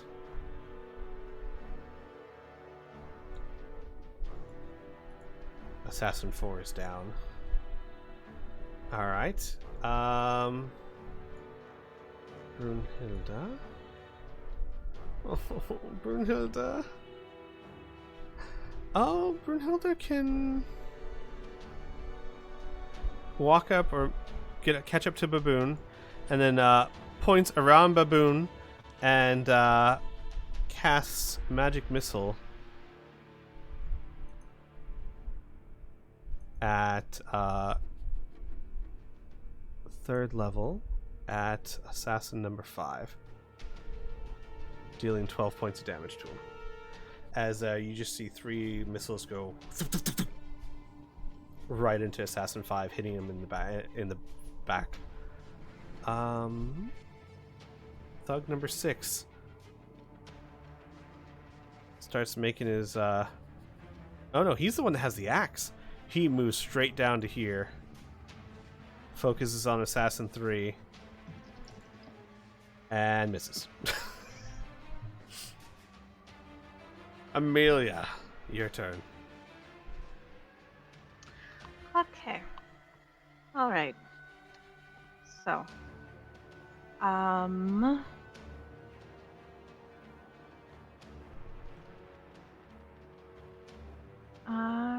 gonna go ahead and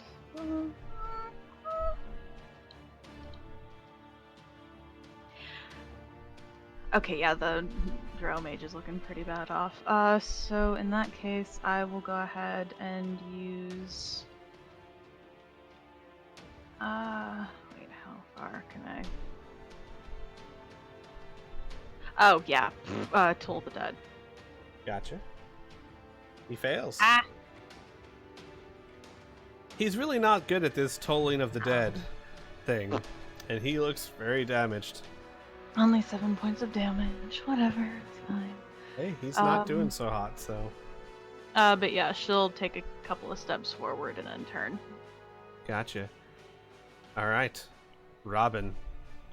I know you rolled that beautiful stealth check, but that man has already tossed the bag down. Yeah, I see that. He's gonna go 5, 10, 15, 20, 25, 30.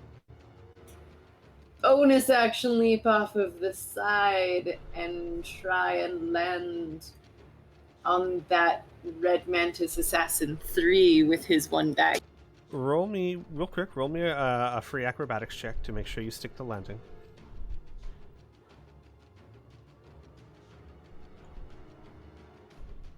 Oh yeah, you do. Like there was ever a question. So Robin gracefully almost floats down. Maybe hints of your magic remaining. And a miss. But Rhea, suddenly Robin is beside you, floating down and striking at the assassin. And the thing is, only Weary knows that, well, everyone knows that you weren't down the Wolverine hole because Brunhilde said so, but other than that, no one had any clue what was going on, except for maybe Weary, kind of. So suddenly Robin's there. Anything else, Robin? No, that's it. Just getting down there. Thug number 9. I really thought these guys would be running, but holy crap, they're doing well. Like, I really thought that them going up against armed assassins, that would be it, but my god, these guys. 5, 10, 15, 20, 25, 30. So this guy is just totally flanked. I mean, it makes sense. These are hardened thugs. This ain't no beginner. Oh my gosh. And with sneak attack, he does 11 points of damage to the mantis. As this mantis just cannot focus on the 4 people around it. Oh man. Mantis number 2 is going to continue to focus on Rhea and this little daisy chain thing that we got going on here. However, this time will be with advantage. Rhea? These are coming at you. That is a miss because of your shield of faith. Second one. Oh, wait, that's supposed to be one more because of advantage. That's a miss. Good God, what's your AC right now? 22? Yeah, so that should still be a hit. I don't know why that wasn't, but that's fine. Thank you for being honest. As you get hit for 24 points of damage. Woo! Looking good, guys. Yes, you're looking a little damaged, though. Emperor Thug 12. He's gonna come up here and try and get a weapon. He's tired of hitting things with his hands, so he's gonna go over here and try and get a weapon from one of the Emperor's guards. 7. 7's going to continue to attack Red Mantis 2 with advantage, as he's flanked by Rhea. And no. I think it's finally starting to show that these guys are taking on people with weapons and they don't have any. Muri? I'm here, hold on. Run Sorry, for the hills? My internet just cut out, so Fantasy Grounds has decided to stop working. I take that to mean Muri has given up on you all and is going to go find a new family. Sounds about right. Okay, Damn. so I'm a little bit torn Uh-huh. between Elemental Gem and ensuring that the mage cannot cast magic. So I think I might shut him up real quick. Okay. Well, can't cast spells with verbal components, which is a lot of them. That's true. So hold on, let me jump back into the game. Sorry, y'all. No, it's fine. No excuse. Absolutely unacceptable. Poorly writes, god damn it. Are you just seeing it? I just saw it.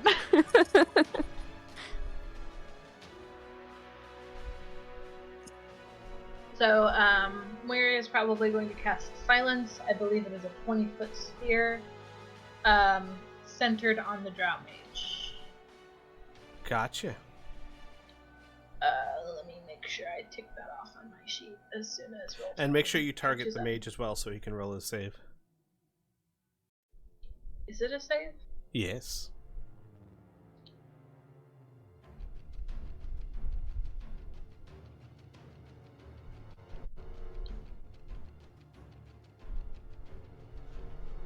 No, it's not. It absolutely is. Silence is a save. Silence. Any creature. Oh, snap! It's not. Okay, it's not a That's save. what That's what I thought. Well, he's going to take his reaction to cast Counterspell.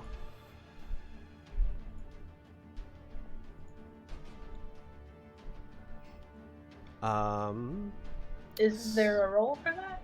Not if it's the same level. What level is Silence? Level 2. Yeah, it's a level 3. So Counterspell is level 3. So no, it just counters your spell, knocks it out. But it does take up one of his level 3 slots. And his Sick, reaction. okay. So he doesn't have any more reactions. Okay. You have a bonus action still. Remember, you still can heal with bonus actions with your item. So, Murray, and just to describe, as you begin to chant your spell, the drow looks at you and flicks his hand and says something in a very harsh, guttural tongue. Robin, you understand this to be the arcane language of the drow, and your spell fizzles. That's cool. Well, I know what we'll be doing next turn.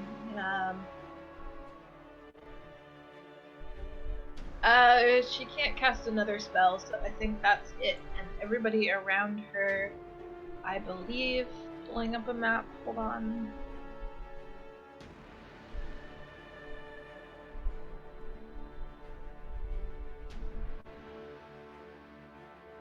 Could you give me the map again? Yeah, sure. There you go.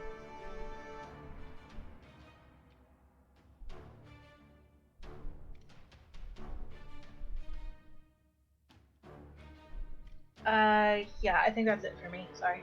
No, that's fine. What about Majenko? We'll have Majenko project into Ria's mind an image of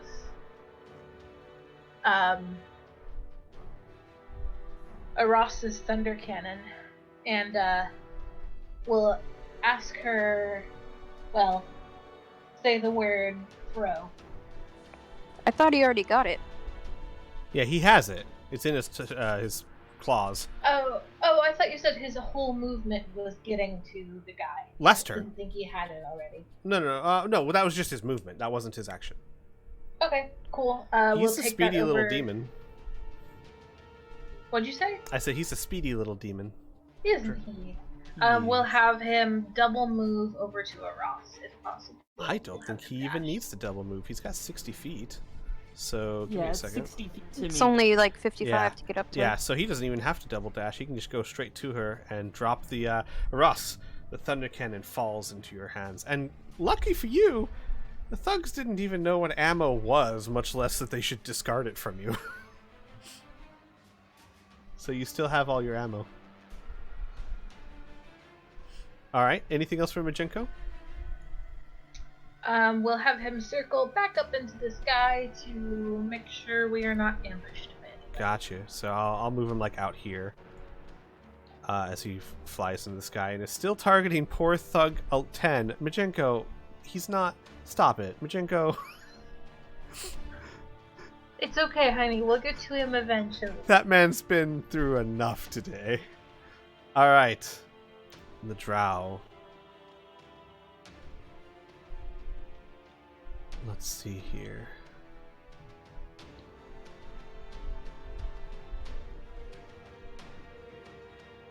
What is he going to do? Leave? No, it's not what he's going to do. He raises his hands and begins to speak in a harsh guttural tongue again. No, that's not what I need. There we go. Hang on a second. Is it... Sorry, I gotta look at something real quick. Oh. That's the wrong shape.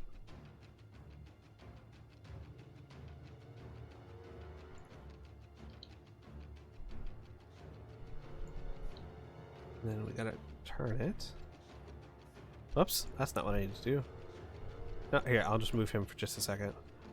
Stop! Stop it, game! Let me... There we go.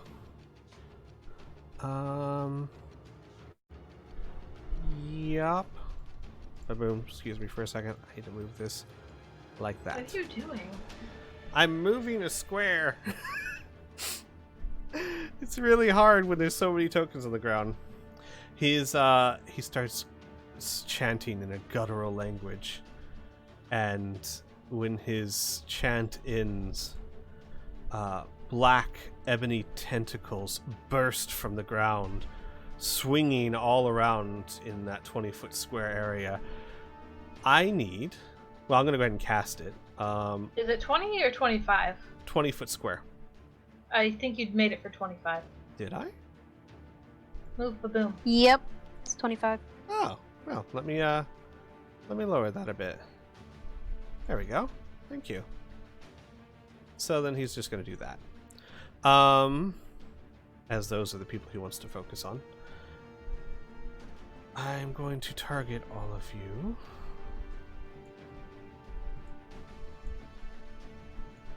And then cast the spell, Everard's Black Tentacles.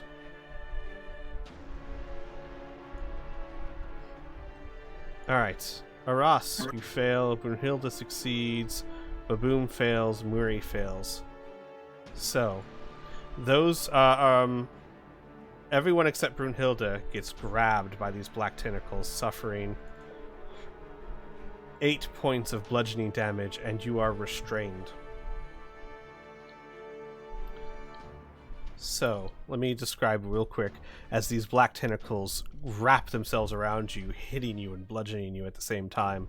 A creature restrained by these tentacles can use its action to make a strength or dexterity check, its choice, against the spell save DC. On a success, you can free yourself. But whenever you start your turn within that square, you take another 3d6 bludgeoning damage, and you are, until you free yourself, you are restrained, which means that you have, oh,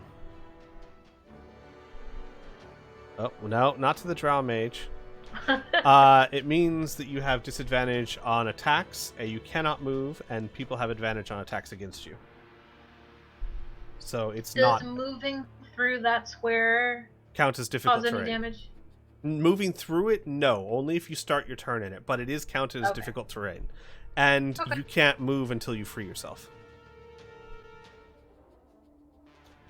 So, that's his turn. It's quite a turn, actually. And up next, Aras. You are wrapped in this tentacle. First, you take 3d6 bludgeoning damage. Give me a second.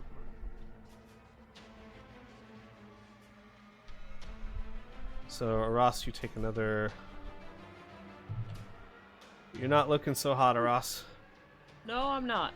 And you can try to shoot, but you're going to be at disadvantage because you're wrapped up in a tentacle as it is squeezing you. You can use dexterity or strength to try and break out of it. And if you do so, you can then move out of the square.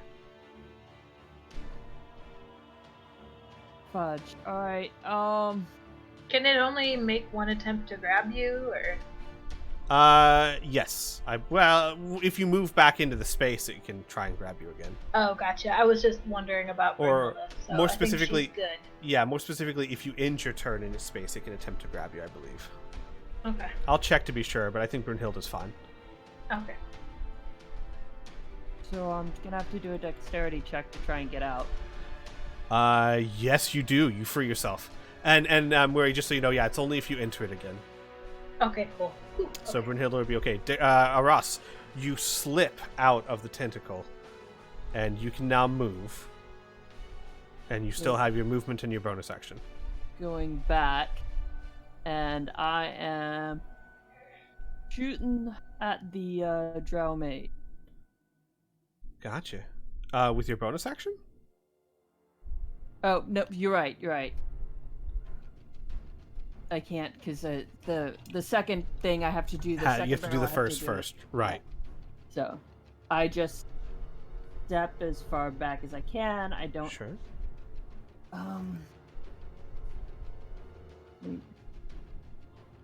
Heal Yeah, everyone. I'm gonna do Shield of Faith on myself because I am Yeah, Really- you're not looking good.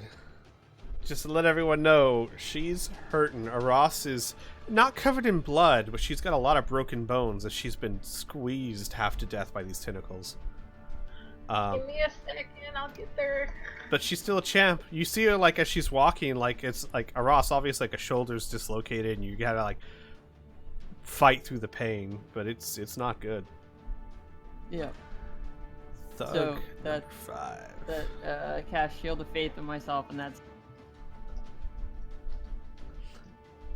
Thug number 5 goes, bloody hell! The hell are those? And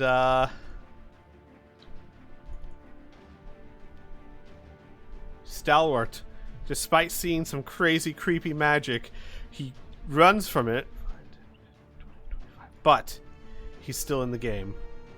He targets Assassin 3 and makes an unarmed attack against it and misses.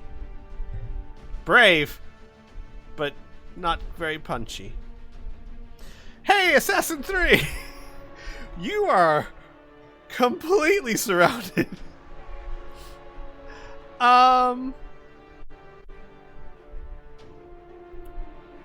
Continues its focus on Rhea. Robin, Yes. you've been here a little bit. You're noticing, and you noticed this last time too, these assassins tend to focus disproportionately on Rhea. This isn't the first time you've seen them attack her directly when they could have had dozens of other targets. Okay. Rhea, you obviously noticed this as well. That's a hit. Oh, wait. Rhea. That's actually going to be... Well, whatever. I'll just say 17 because I forgot to add the sneak attack. And one more at advantage. That's a miss. Rhea's also not doing so hot. Mantis 6. Mantis 6 will focus again on Thug 11, as he's not crazy enough to not attack the thing right in front of him. Yes, Amelia. So I meant to ask this Oh. before, but I totally forgot. Is the drow guy wearing fireproof armor as well? I mean, you don't know exactly. It's not... Well, here's the thing. Is the armor fireproof, or is it something else? You don't know.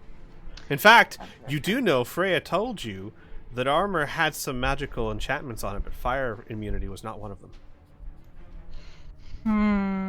You know from your experience, there could be many things. It could be enchantment, it could be a potion that they quaffed, it could be a number of things other than the armor itself. All you know specifically is that Brunhilde hit one of them and it did nothing. Not Okay. the drow, though. And Rhea, I'm really Yeah. sorry. I'm really sorry, Rhea, but that attack hit you. Oh, yeah. No, I was waiting for you to finish. Yeah. That absolutely hit me. Mhm. Bye, guys.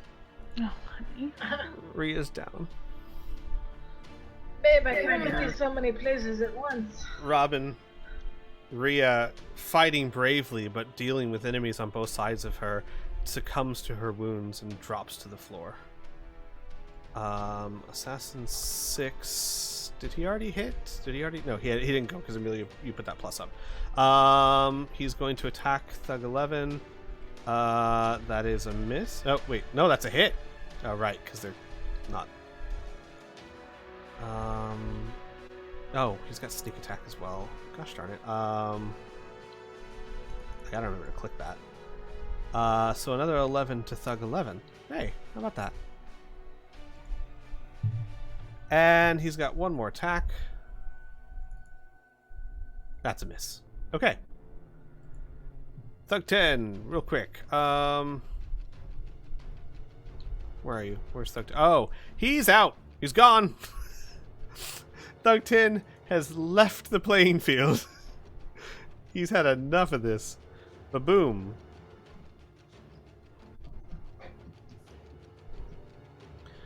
Ba-boom.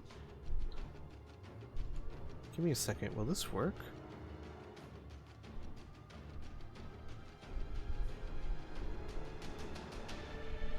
Okay.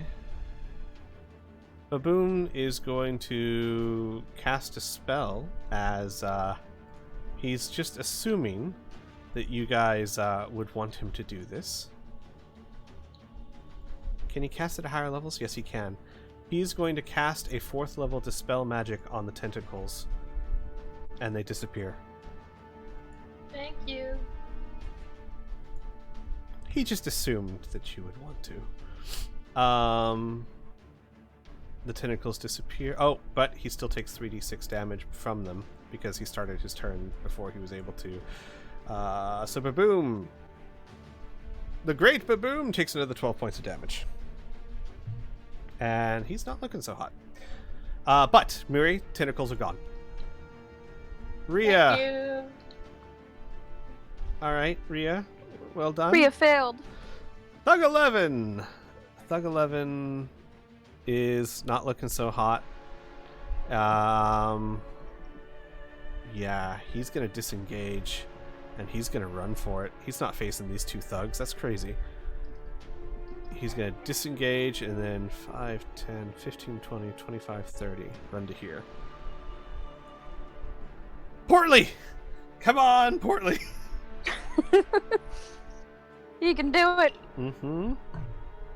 Athletics. You can't do it. Hits the door and does no more damage.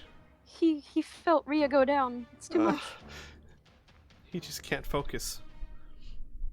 Assassin 5, ignoring the man running away, moves down to here and focuses on this thug.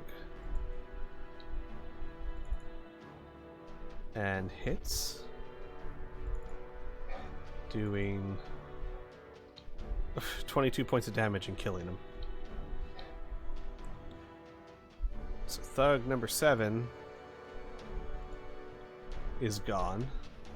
And then he will, let's see, what is that? 5, 10, 15, 20, 25, 30. He'll move to here. Okay, Kitty. So Kitty trying to move down here. And Okay. try to attack the drow mage. Oh, okay.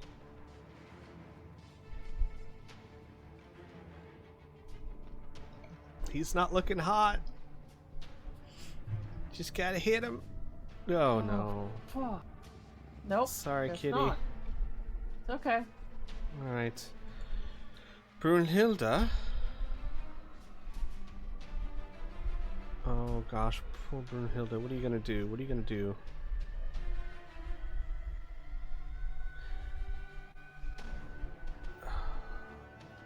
Brunhilde's not sure what to do. She'll cast another magic missile at level 1 at the Drow Mage. Why not, right? Get him, baby. Magic missile for 2 points of damage to the Drow Mage. Thug number 6. You have Assassin 5 targeted. I untargeted him. Oh, what? No, it retargeted him. Why did it do that? Oh, you know why? Because Assassin 5... Oh, whatever. Hang on, I'll just add 2 to the Drow Mage. He's still up, but he's still, again, not looking too hot. Alright. Thug 6 is the one with the battle axe. He's gonna keep trying to hit. He's the only thug that's armed, so he's gonna try and miss. Robin, no, whoa, sorry, Amelia. I don't know why it skipped you. You see 1, 2, 3, 4 red mantises left, and the Drow Mage. Let's get rid of. You know, let's just do this real quick. That's a 10-foot. Also, just pointing out as you're doing this, everyone, you're starting to feel tremors in the floor beneath you. Oh no. I don't like that. I don't know. I think it's fun. Nah. I'm considering. No. What you doing? Safe Better. throw versus check. These poor guys. That is a failure, and a success. So Drow Mage and one assassin fails and only one succeeds. Please roll damage. Hey, it does work. Awesome. Thank you, Rhea. As I'm quite sure the Drow Mage is dead. Yeah, fuck that guy. He gets hit by the thunderclap and blood pours from his ears as he falls dead to the floor. Brain damage. Gotta love it. Excellent. End turn. Actually, no, she's gonna move up 1, 2. You guys want a fun nature fact? Uh-huh. I imagine the closest natural thing to being hit by shatter would be sitting in front of a sperm whale while they echolocate. Their enormous head is actually filled with water, which amplifies sound. And if you are too close to them while they start making noise, you can actually rupture organ. That's fun. I love it. I love it too. Honestly, I thought you were going to be like, fun nature fact. Drow don't like loud noises. They also don't like loud noises. Their natural enemy, the sperm whale. It's why they went underground. They hate the ocean. Robin, you know the ancient ancestral enemy of the Drow, the dreaded sperm whale. Oh, they kill all the aboleths. It's horrible. And the organ that amplifies the sound, called the melon, which I love, is actually filled with a viscous liquid that looks exactly like sperm, hence the name. Interesting. I did not know that, actually. I always wondered why, and that makes sense now.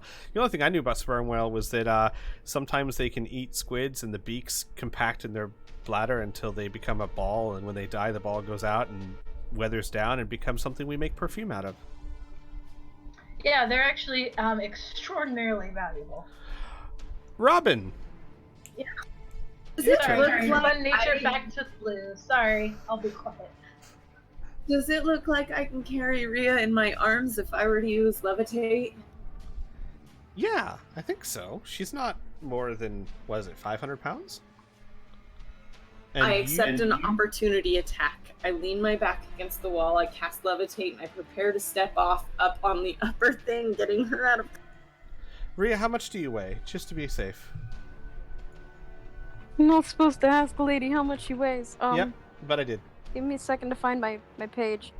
I think there's no issue with this. In fact, I think I've covered this before with you specifically, Wings, but Let me just see how much the armor is as well. While I'm Yeah, I throwing can drop my this at you. backpack if I have to. Rhea's gonna be at the very least like 190 with the armor on. 190. I don't think that's a problem. Give me a second. Lifting and carrying.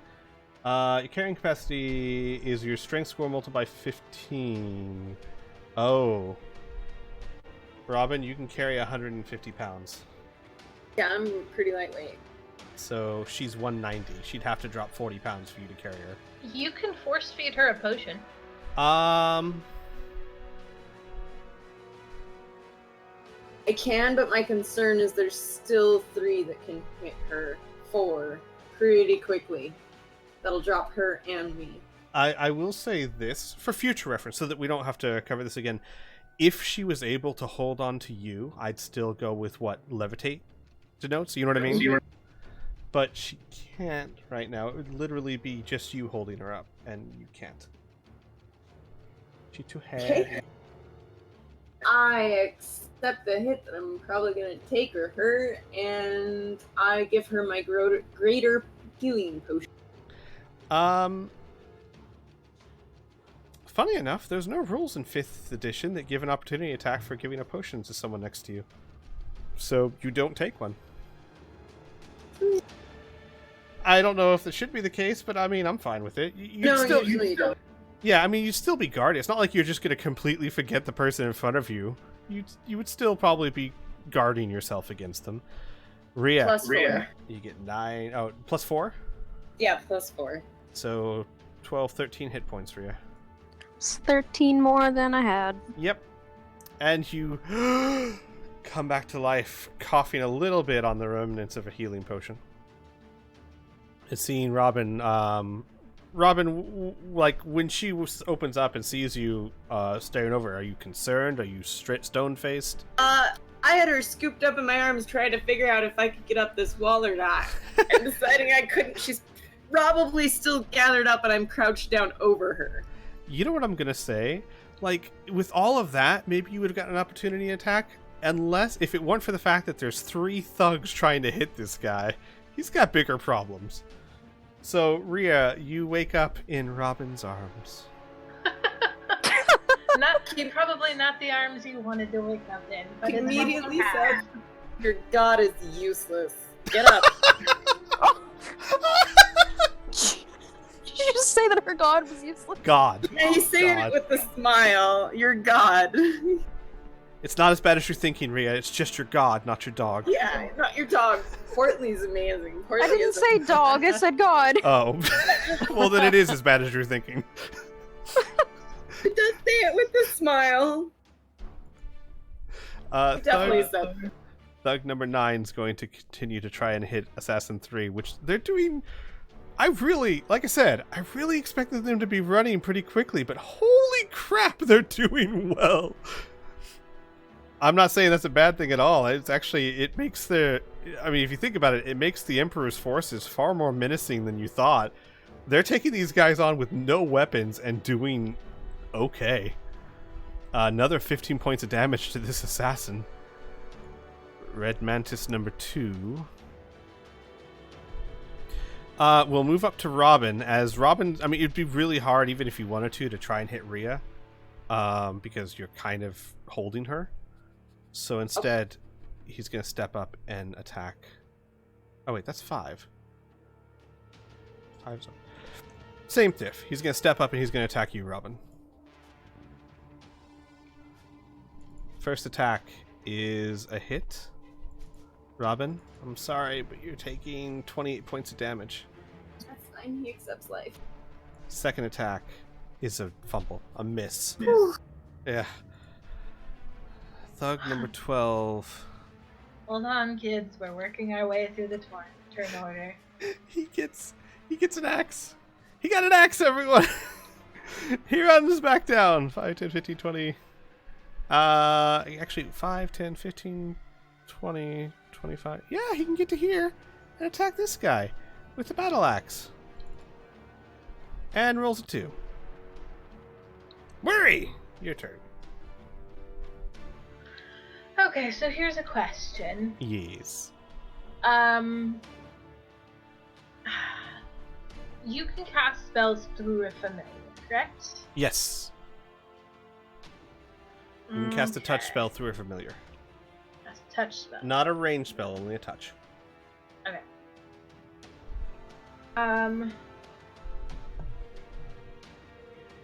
Otherwise, it'd be like, I'm going to send my familiar out 100 feet and then cast Eldritch Blast and hit someone from like half a mile away. No, I get that. We'll have Majenko fly over to a Ross. Okay. So just in case somebody gets over to a Ross, she can heal a Ross. We'll travel 5, 10, 15, 20, 25, 30 feet. And, hey guys, let's add an elemental to this party. Oh my god. I'd rather have healing. Well, honey, we'll get to that in a second. I would rather distract all of these people from killing you. I don't know, we've been told they seem pretty one-minded. I don't think... Well, nothing like distracting you from your original quarry than having 4 tons of rocks just appear on the battlefield and So, punch Miri, you. you take the yellow gem that you bought from Baboon and you shatter it on the ground in front of you, or we'll say next to you. And from the earth arises an earth elemental. Well, not from the earth, from the roof. It just kind of From the rooftop. busts out of the rooftop, hits the deck, and is there. Large, What's up, resistant buddy? to damage, 143 hit points. I'm so excited. This is not going to go well for them, I think. We are going to... I'm going to give it an initiative of well, actually, hang on. Let me see if he gets to act on this turn or not.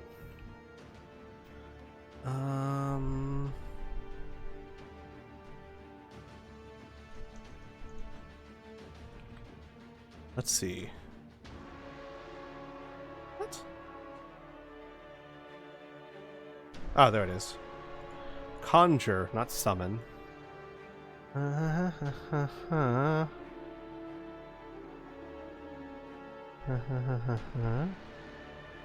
Oh, you rolls for initiative and acts on its own turns. It's friendly to you and your companions for the duration.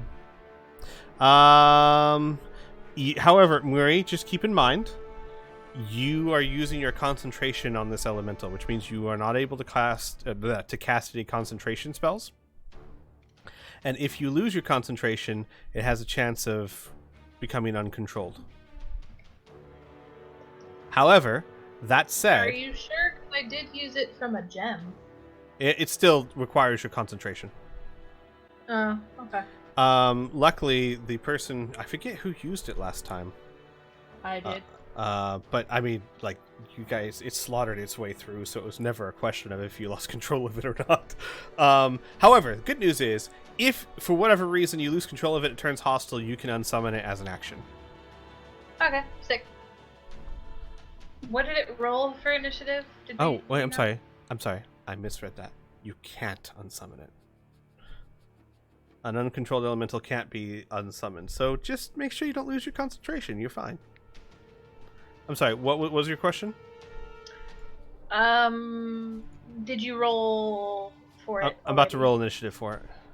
Okay. How do I roll initiative for an individual creature? So can I unsummon it while it is in my control? Yes. Okay, cool. Yes, it's only when it's not.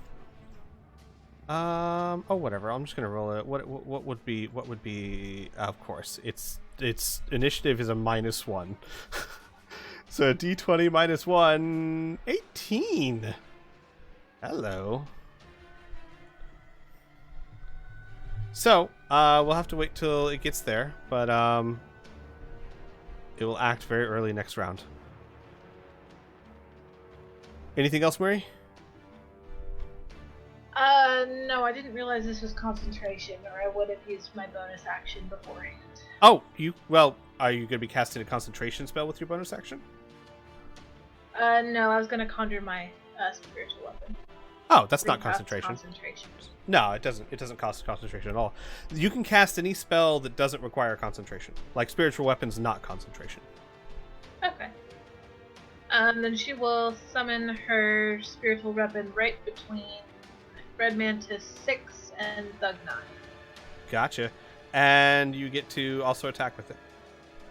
Yeah, good. I'm trying to find it. Good news for you, Mary, is that most of the spells you like to use are not concentration. I think the Spirit Guardian is. I don't think so. And you might not be. Let me check.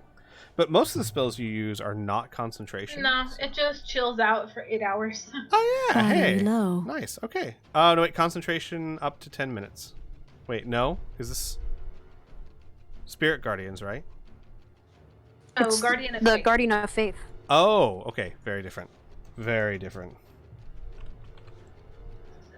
Yeah, you are correct. It's not concentration. So perfect. So most of your healing spells and all that, you're fine. Okay, so spiritual weapon. It is a miss, unfortunately.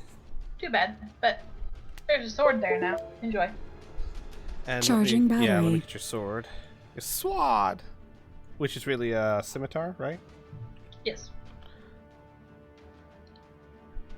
And you want it right here? Yeah. Perfect. Okay. Anything else for your turn? That's movement, action, bonus action. I can't do anything else. Gotcha. Majenko flew to Aras. So And Aras, you have a dragon draped around your shoulders. yes, you do. Aras. Ross is going to look down and like, okay, well, I hope you're a good luck charm. Well, actually, just because this is not something you guys do commonly, Majenko has an action. He could aid. If you can describe how, he could give aid to Aras, giving her advantage on one of her attacks. You would have to describe how that happens, but he could certainly do so. Let's say this. Aras is pretty injured right now, right? Yes. Dislocated shoulder.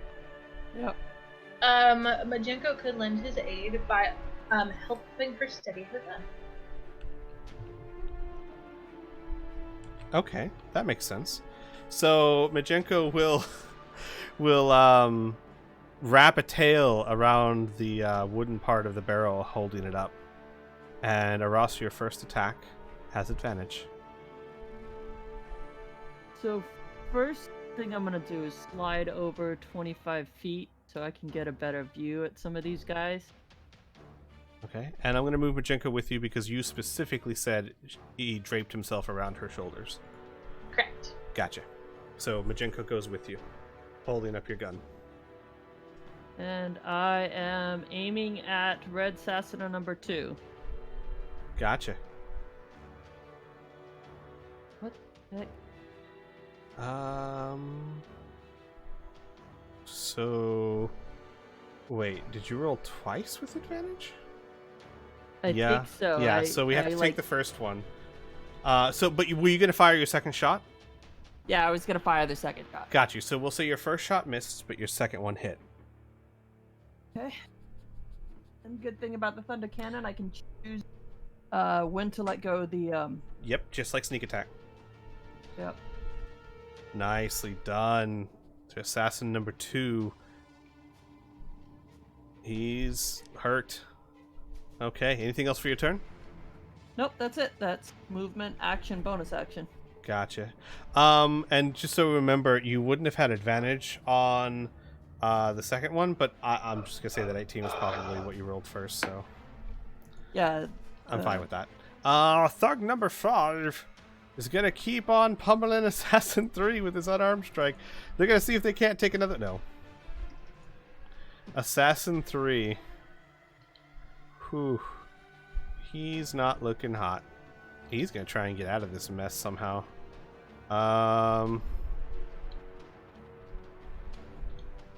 Whew. He's going to attack Thug 5.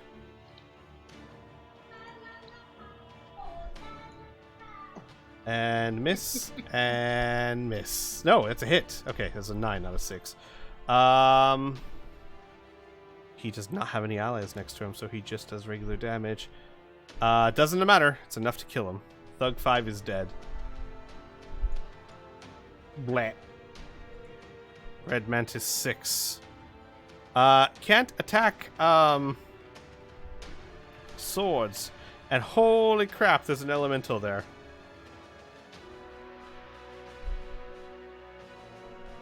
Whew. He is going to step up to here and attack Thug number 9. Technically, he would come here. Weary? No, I'm going to say he can't occupy the space with the sword. That's a little weird. No, he's just going to attack Thug number 9.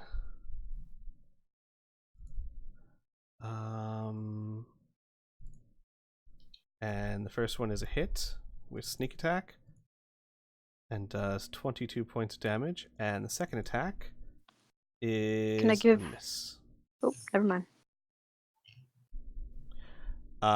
Would you have wanted to give disadvantage on the first? I was thinking about it, but I'm gonna save it in case Robin's getting attacked. Gotcha. Fair enough. All right. That's his turn. Give me a second while I pick some more music because this battle is if you guys haven't noticed, this is a boss fight. What? Yeah. That's All right. crazy. Red Mantis 6, that's his turn. Baboom. Baboon goes, "Ha! It is glorious!" He's like pointing to the earth elemental. He's obviously never seen this before, and he's very excited by it. He sell this to me? Huh? Didn't he sell this to me? Yeah, but he's never seen it used. Oh, well. Welcome to class, buddy. He is going to move forward 5, 10, 15, 20, 25, 30. Up next to Muri. And he... Oof. As a bonus action...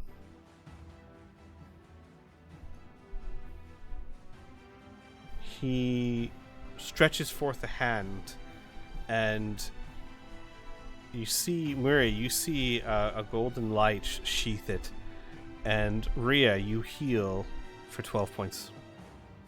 Nice. And as an action,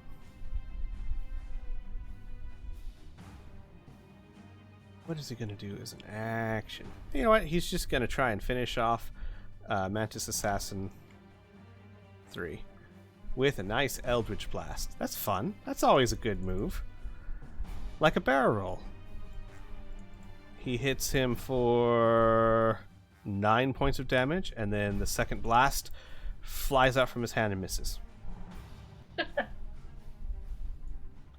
Rhea, your turn. You feel your wounds somehow healing. I mean, I'm assuming in that mess you can't tell what Baboon did. You just feel better.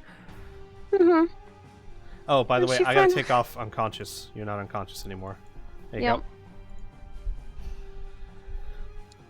So,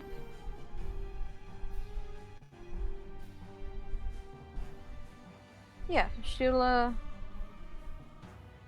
aim for Assassin 3 first. Mm-hmm. Finally getting to hit something. Mm-hmm. Missing. First attack. And the second attack. Mm-hmm. I'm sorry. It's fine. Okay. Thug number 11. Wait. Yes? What? Bonus action again to cast Shield of Faith on myself again. Absolutely. Shield of Faith back up. You're back up to 22, right? Yep. Thug 11 is out. He's been running for a while. Thug 11. It's been nice playing. He's almost dead. He's out. Portly. Oh boy. Let's find athletics again. There it is.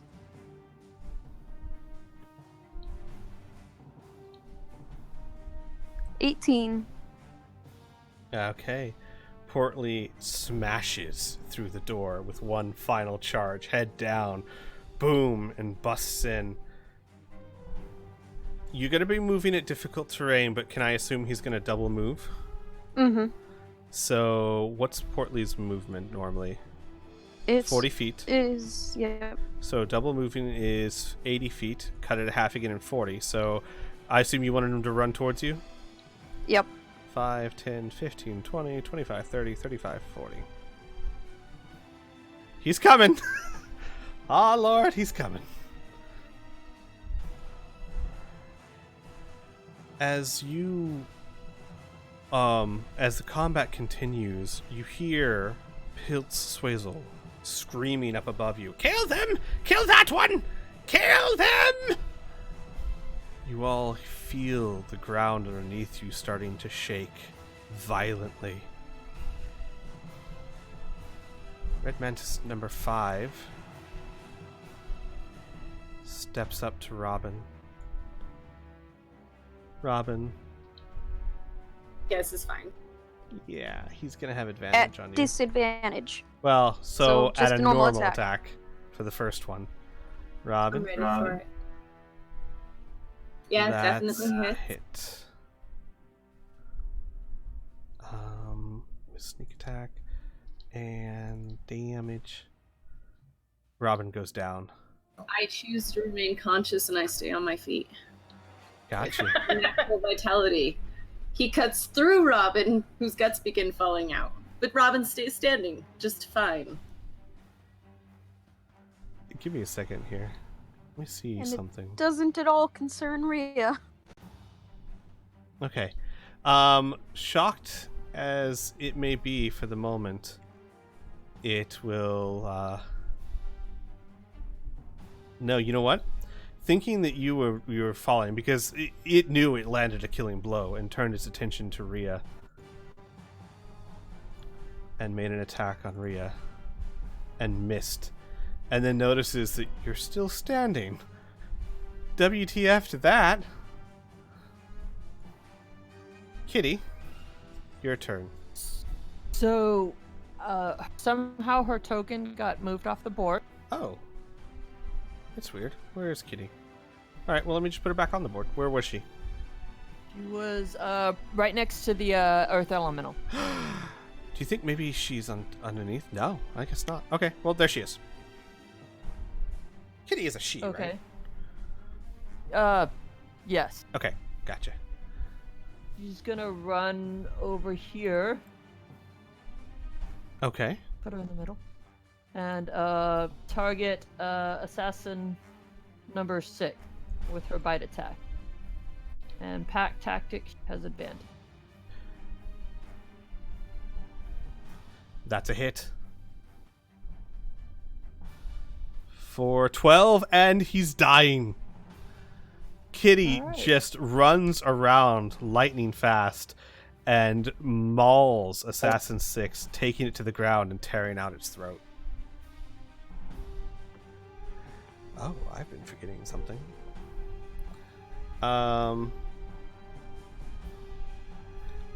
am sorry, guys. I have been amiss in my descriptions as so many things are going on. The assassins, as they've started taking damage, have been releasing red mist around themselves. It doesn't, like last time, it doesn't hinder you. I think you all know what that means. The assassins, as they're dying, are disintegrating. My apologies. I should have described that. But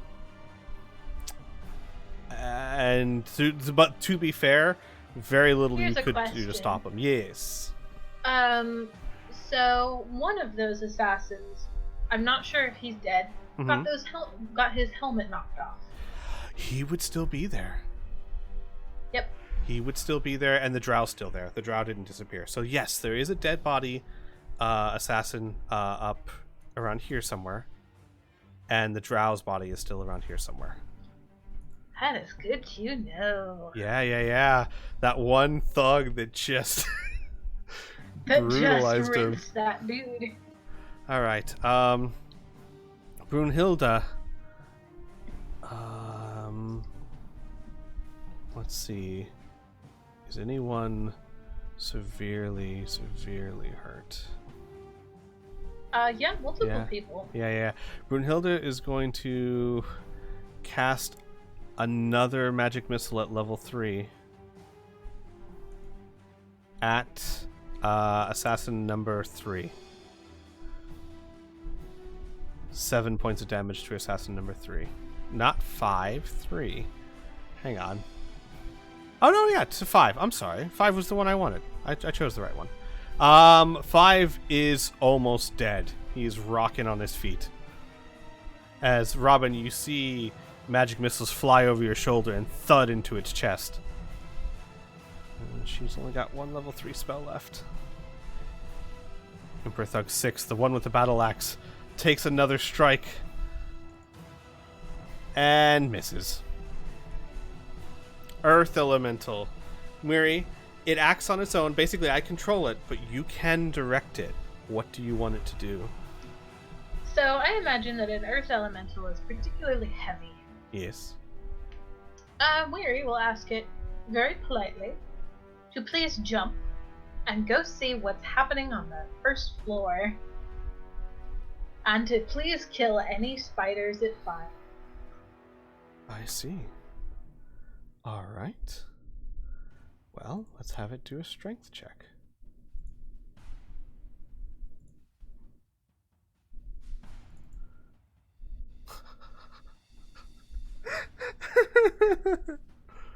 Okay.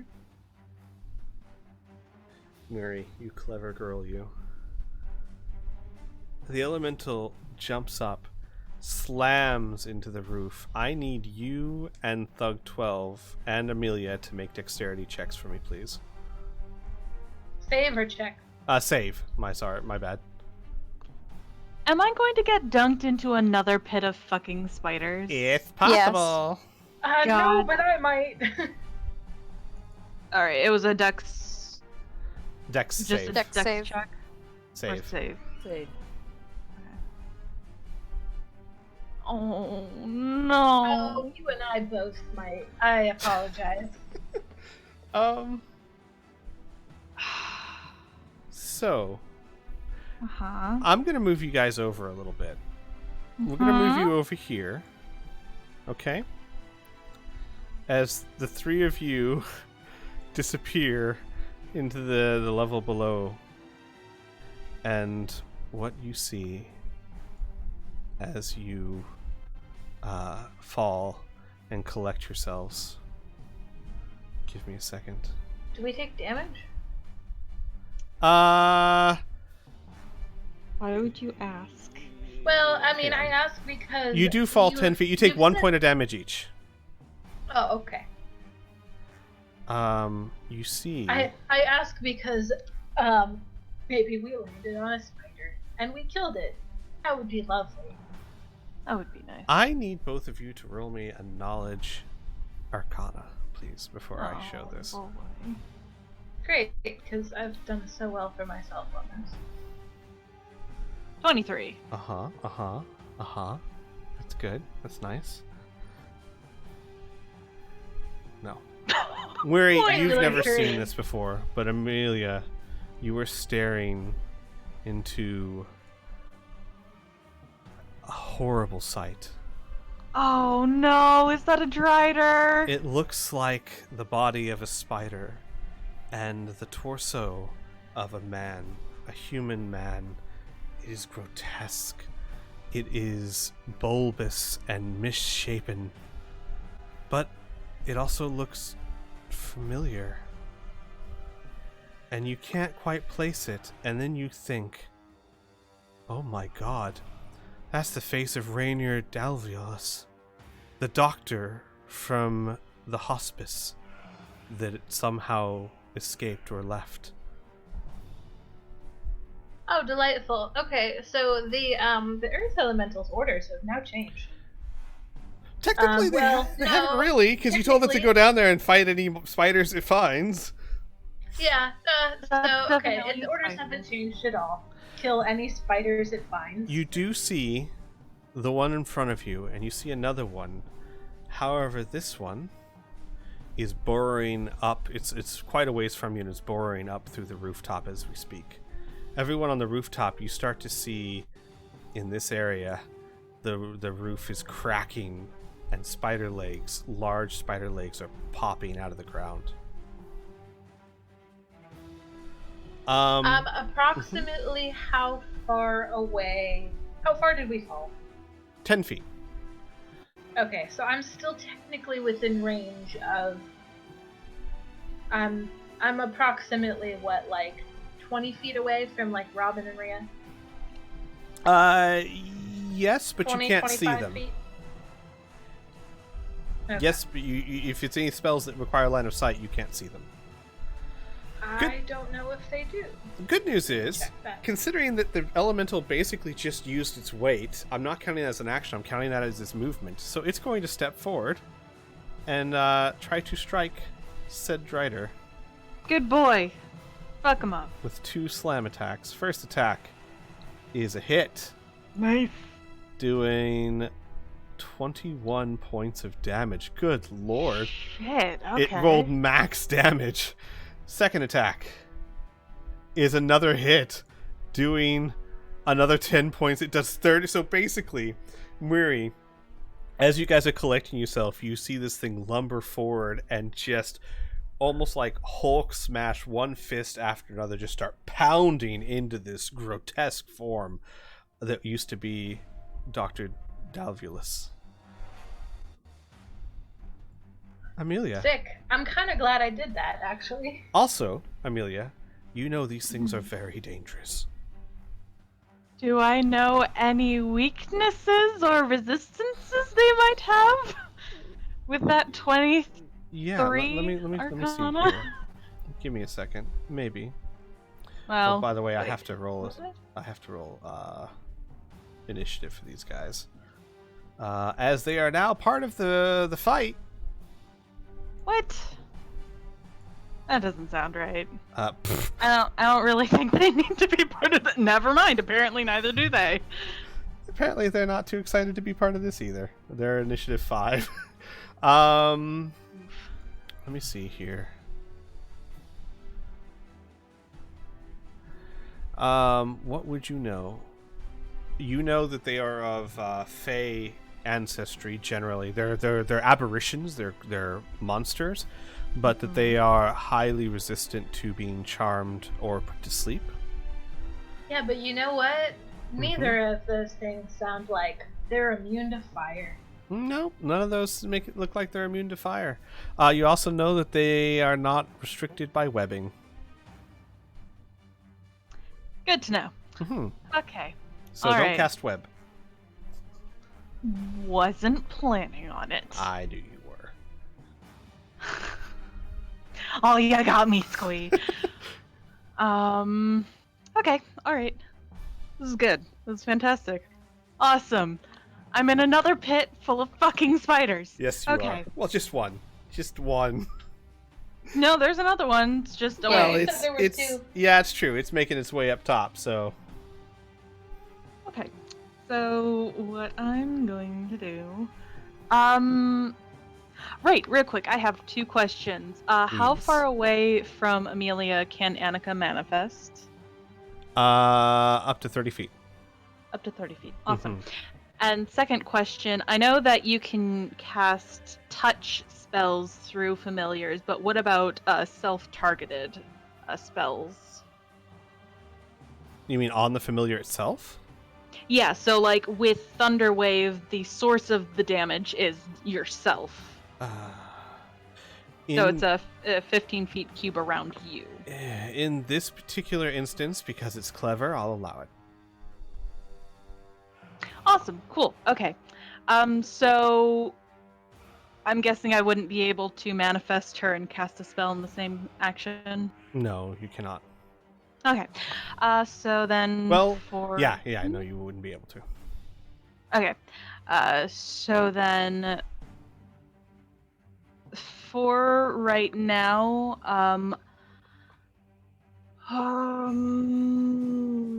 no, y'all need more help than me. So Annika is going to manifest. Well, hang on, that's not what I wanted.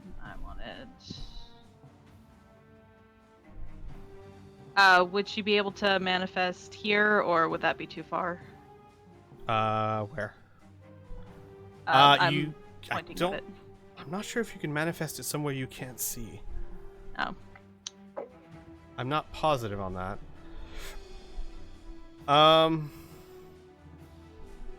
It doesn't actually say that it has to be somewhere you see. So I'll allow it for now. I'll allow it for now, and I'll research it later. But for now, yes, you can. Okay, so then, well, even if it can't, she still has movement speed. But she's going to move to here and do the help action or something for Rhea. Mm-hmm. And I guess that's Amelia's turn. Yeah. Gotcha. Sorry, hang on. I'm just putting this there. There's a giant hole right there. Nobody step there. Nobody step there. There's a big hole. Robin, Yeah. roll me a perception check real quick. Okay. This is a free action. Ooh. Those spider legs are too big to be giant spiders. You may not be 100% sure, as all you're seeing is the legs, but there'd be at least some indication that it might be what Robin would think it would be. Especially given that, were you there to see what the mage did? You did, right? You saw No. it. Or no, you didn't. I was still hiding around the corner. Right. No. So I'll leave it up to you what Robin would think. You notice the legs, and they're big spider legs. Okay.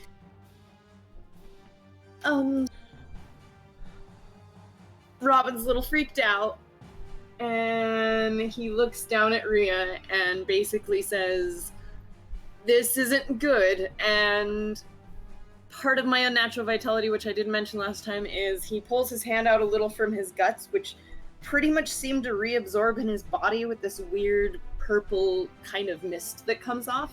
He regains 9 hit points temporarily, and then he's going to use his single action or bonus action to make a strike at this number 5.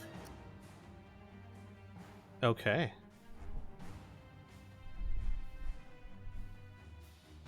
That's a hit.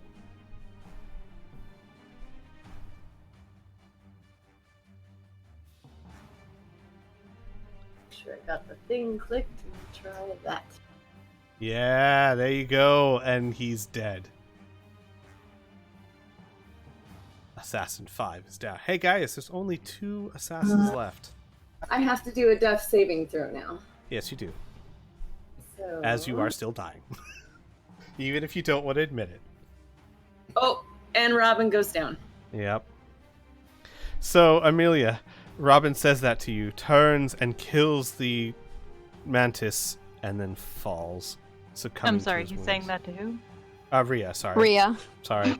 I was looking at the chat box. Yeah, so Robin, that's... yes, Robin. Good turn. You got one of them before you went down. Yup. All right. What the heck? Thug number 9 is he's not aware of the legs, and all he knows is that some people fell. He's still going to try and hit Assassin 3 and fail. Assassin 2. Robin's down. Rhea's there. But he just saw Kitty slaughter his companion. Maybe a bigger threat than Rhea's been so far.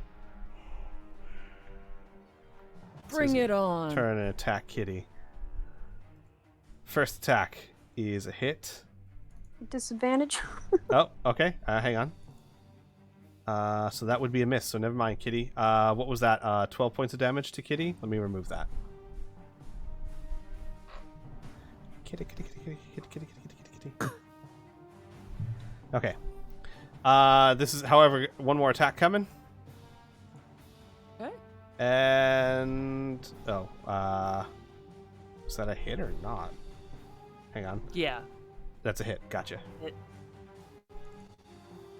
And 12 points of damage. So, not 12, but then 12. That's fine. Kitty's still up, though.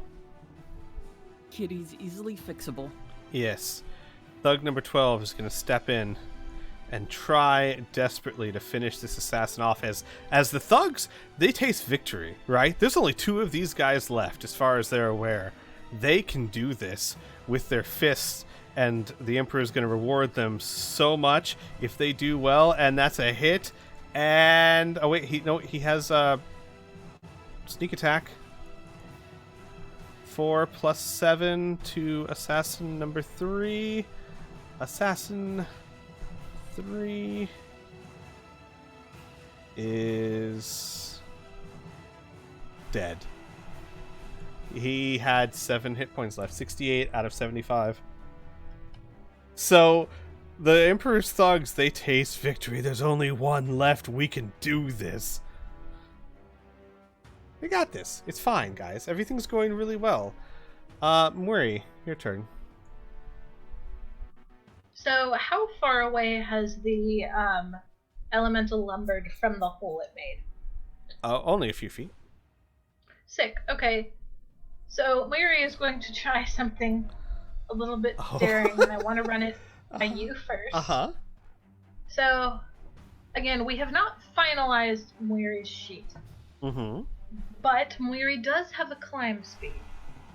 Mm-hmm. Would it be possible for her to climb the elemental out of the hole? Yes. So normally, I would say because you have a climb speed, you wouldn't have to roll for such a thing. But since it's a moving elemental, I will give you a climb check, but only a DC of 10, which would be much harder for the average person. But only what? I'm sorry. DC of 10. So make a athletics check.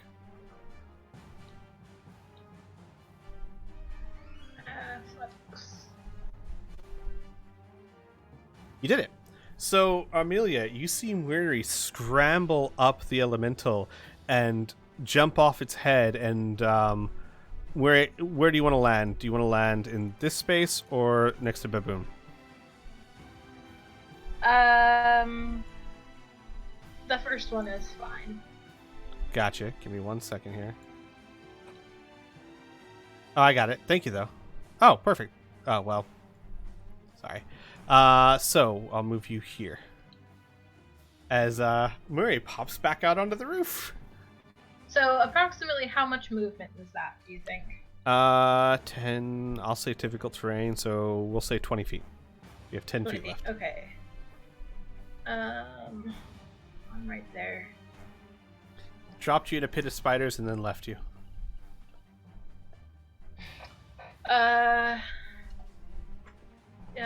Yeah, Muri will take her last 10 feet of movement to pop up over here. We'll use her bonus action to move her spiritual weapon over here. We'll attack with the spiritual weapon. Hold on, who am I targeting right now? No. Guys, Murray doesn't need to heal people. Get out of there. Yeah, no, honey, we're getting there. Hold on. I have an order of operations I have to follow or I'm going to forget something. Well, to be fair, oh yeah, no, you're good. Bonus action first. Well, unfortunately, that's a miss. Too bad. Time for Mass Healing Word.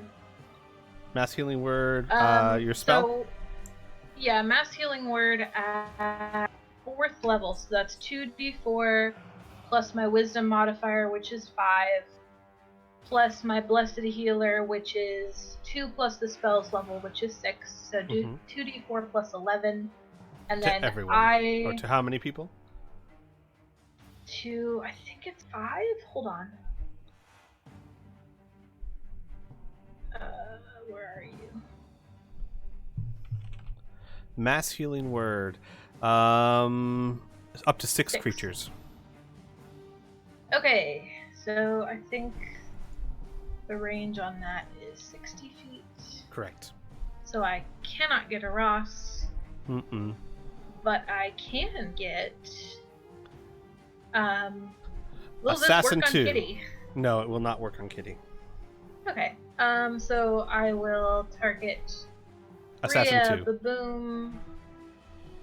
And I don't think I can get Amelia either. Let me think. 5, 10, 15. You could. I can get Amelia and Brunhilde. And Brunhilde? 5, 10, 15, 20, 25. Yeah. Though, I mean, I'm only down 5, but okay. Well, I mean, she's gonna waste it otherwise. Yeah, every little bit counts.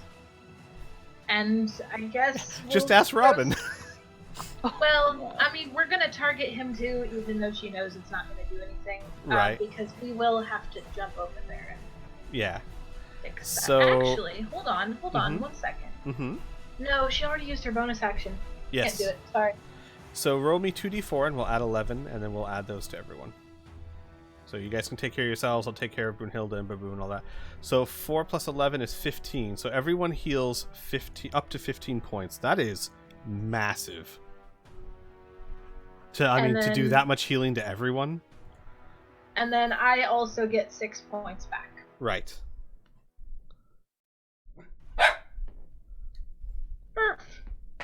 Portly's coming. Can you hear? Battle cries.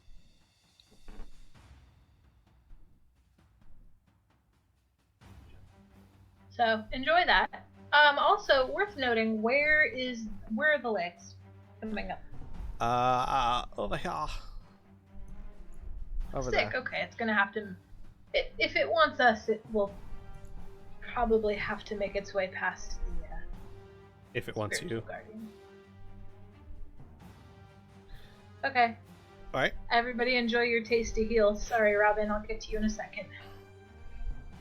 Okay. Anything from Machenko?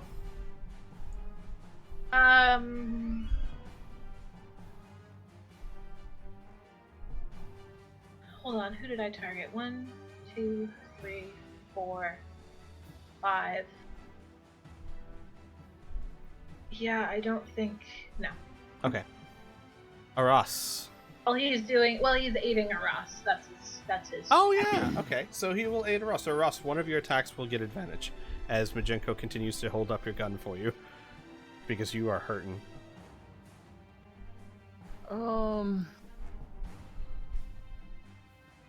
Okay.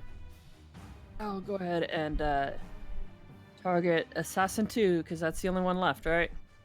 Correct. Oh. That's a hit. It wasn't even with advantage. So use advantage on. Well, no, I was gonna say use your advantage on your next shot. Oh. Oh, you can't do another shot. That's right. Still, Yeah. 16 points to the assassin. Nice. He's very almost dead. And she's going to move up 25 feet. Okay. To where? Right Okay. there. Jenko follows you. Okay. Bonus action to reload? Yes. Gotcha. Okay. Great baboom. Well, I mean, let's finish this off with style, right? Assassin 2, Eldritch Blast.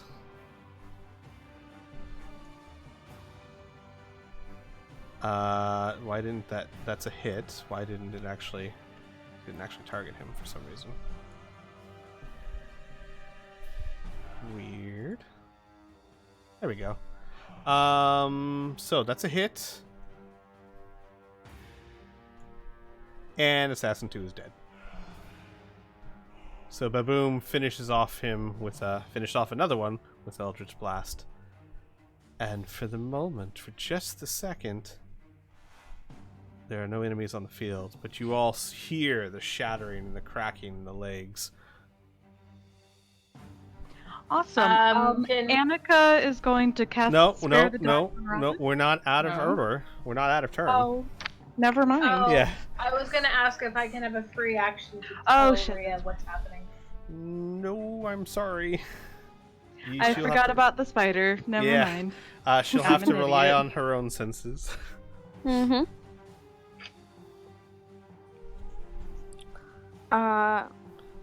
Well, Rhea's kind of clueless at the moment. She's gonna feed Robin a, what do I have? I think I have a greater healing. Yeah, so she'll feed him a greater healing potion. Robin, you're not dead. Oh man. Look at that. All these ladies taking care of you. I don't remember how much it was. Is it 4d4 greater plus 4? greater is 4d4 plus 4, yes.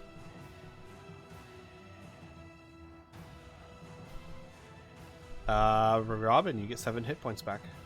Plus 4. Plus 4. So 11. What she said. Wonderful. Alright, anything else, Rhea? That's an action, right? Action to feed it to someone else, yes. Right. I don't think I have any bonus actions. Nope. Okay. And with that, the Drider bursts through the roof, walking up on top. Takes a look around. Aras, you look behind you and you see it. This looks like a drow, or maybe it used to be a drow. Roll me Knowledge Arcana, Aras, and all of you others as well, if you need to. Robin, you don't have to. Oh yeah. Yeah, no. So 24. This is a Drider. You've never seen one, but you've heard about it, and this can only be that. There's nothing else it could be. A bloated, swollen drow, said to once be a dark elf, but now turned into a monstrosity, walks up onto the roof in front of you with a great sword in its hand. And in a harsh language you do not understand, it spits at you. Not like actual like venom or anything, but spits at you and swings its sword at you with blazing fast speed as it makes 3 attacks on you. Mm-hmm. Oh, okay. What? I was gonna ask, will this attack also hit Majenko? No. Okay. No, he would have to physically target Majenko. Okay, cool. Sorry, I just wanted to ask. No, that's a perfectly good question to ask. First attack is a miss. Second attack is a hit. Yep. As you take 12 points and are knocked down. Yep. The Drider then turns to Brunhilde, walks up to her. Having dropped one victim, continues on to the next. Majenko is kind of small. It's not noticing Majenko right now. As it focuses on Brunhilde and takes a swipe at her with his last attack. And is a hit, doing 4 points of damage to Brunhilde. The other Drider. It's 3 attacks per turn. Yeah, multi-attack 3. These things are nasty. Well, good news for you guys. There's a giant F-off elemental in front of it. It's not going to focus on anything else. Good. It's You're going to welcome. try and hit the elemental.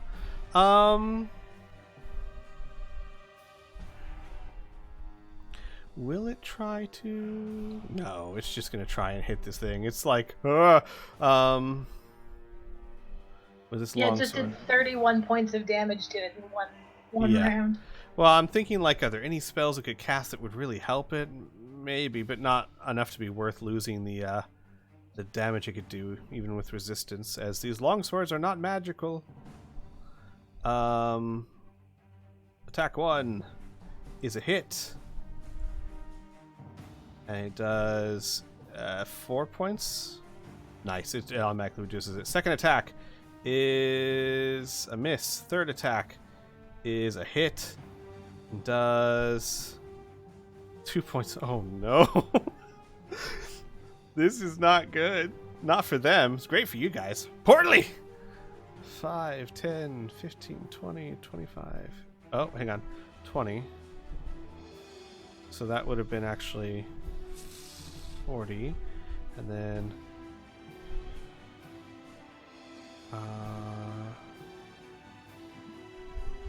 Portly's on the stairs, Rhea. Portly's almost here. Kitty, your turn. Well, Kitty's gonna run up to the big spider thing, but she's not gonna be able to get close enough. Right. So she will double move and try to spend the rest of her energy like harrying the spider, but it's not really an attack. Gotcha. But trying to snip at its heels, its leg, claws, things. Yep. Yeah, it's got plenty to choose from.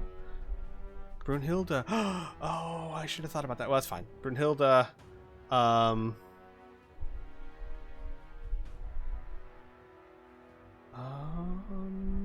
Hello. What are these? Oh, why is that not on your thing?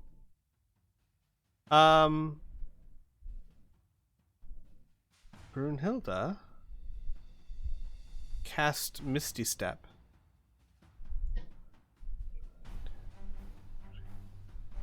To appear 5, 10, 15, 20, 25, 30. Down here next to Baboom. And goes, Baboon, what is that? Something very nasty, dear. Stay behind me. And that will be Brunhilde's action, which, as I'm sorry, but she's GTFOing from that thing. Ha ha ha. No. He runs. This thing's monstrous. He wants no part of it.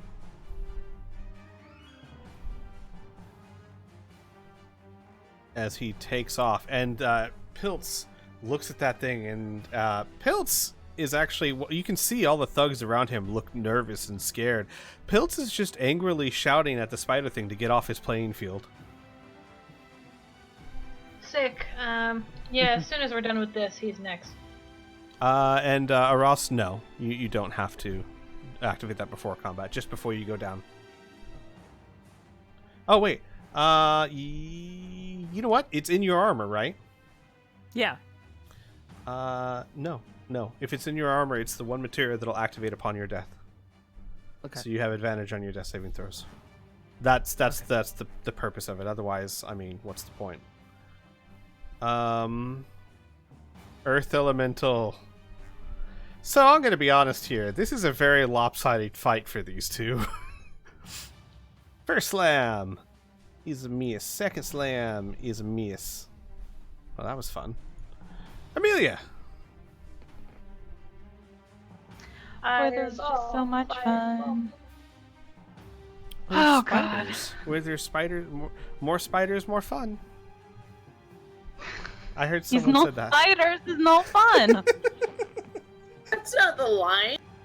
Yeah, more spiders, more fun only applies to Mori stir fries. Oh boy.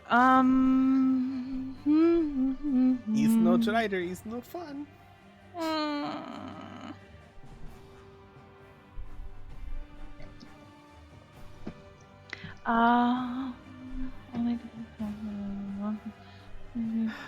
Happy birthday, Rhea. What kind of... Oh, happy birthday. So what kind of weapon is this strider, a whatever? longsword. A longsword. Oh, Longsword. No, but Alright, it's a and- longsword, but he's swinging it with two hands. Okay, so that uses strength, correct? Yes. Yeah. Okay. Yeah. Amelia's going to cast Ray of Enfeeblement. Ooh. Why does it not have... Hang on. Oh, make a ranged attack. Okay, so she's gonna do that. That's a miss with an 18? Oh, bullshit. Driders have very high AC. I'm telling you, these are very nasty monsters. You're just I'm not even gonna say lucky. Had the foresight to send an Earth Elemental against one. Anything else, Amelia?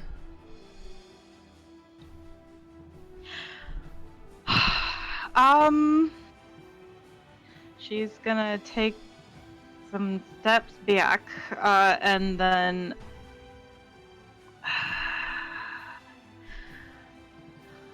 need to get Annika's sheet set up, but she was here, and she's going to move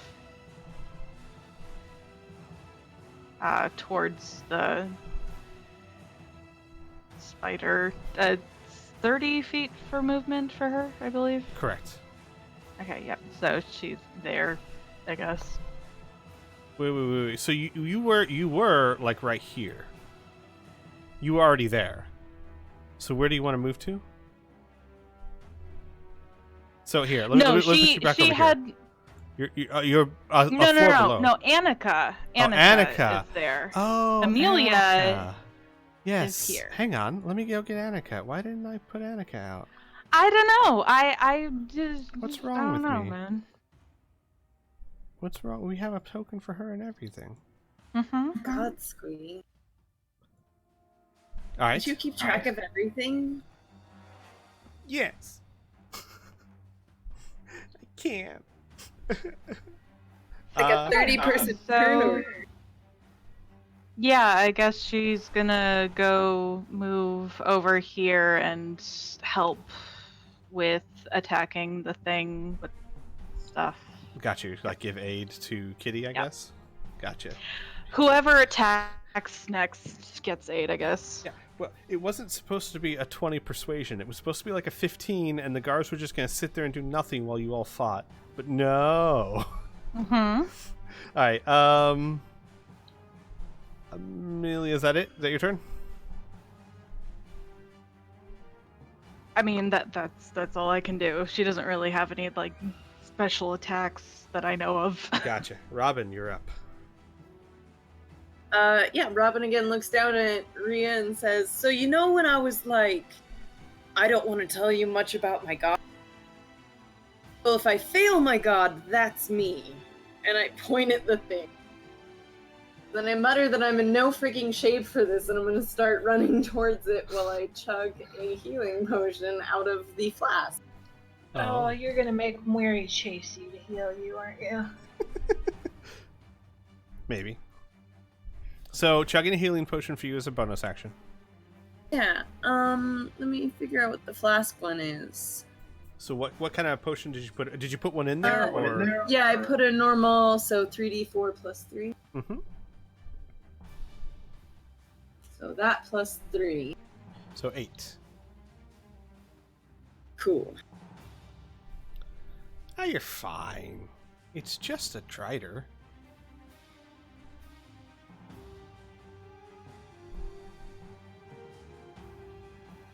Alright. You still have an action if you'd like to use it. I just got one dagger. This is fine. Okay.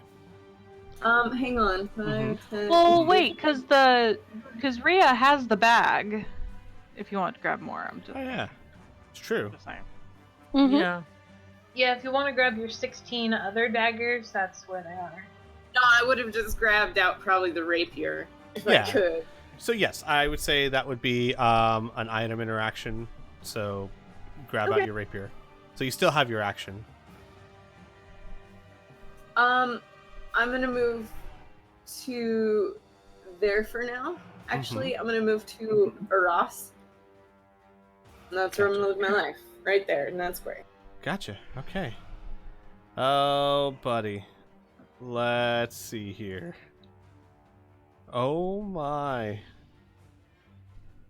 Thug 9 is straight up thug for life. He does his Emperor's bidding. 5. Oh, hang on, there's a thing there. 10, 15, 20, 30, 40, 50. Oh, wait, sorry, what? 5, 10, 15, 20, 25, 30, 35, 40, 45, 50, 55, 60. This insane man charges a goddamn Drider because he rolled a really high wisdom check. I mean, this is for bravery. One would think if he really had that high of wisdom, he wouldn't be charging. Wait, so that should be a Constitution check, shouldn't it? So it'd be even higher.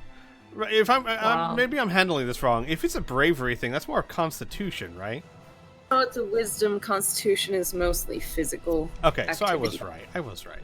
But yeah, Thug number 9 just like Han Solo down the hallway of the Death Star. Oh, wait, hang on. Thug 12.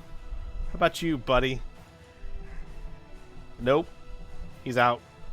He doesn't care what the Emperor says. He pushes past Portly and he's gone.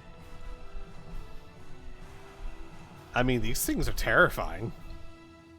And slowly we whittle away at the forces of the Emperor so we can kill him peacefully. What? Right. It's all part of your plan? Where? Question mark.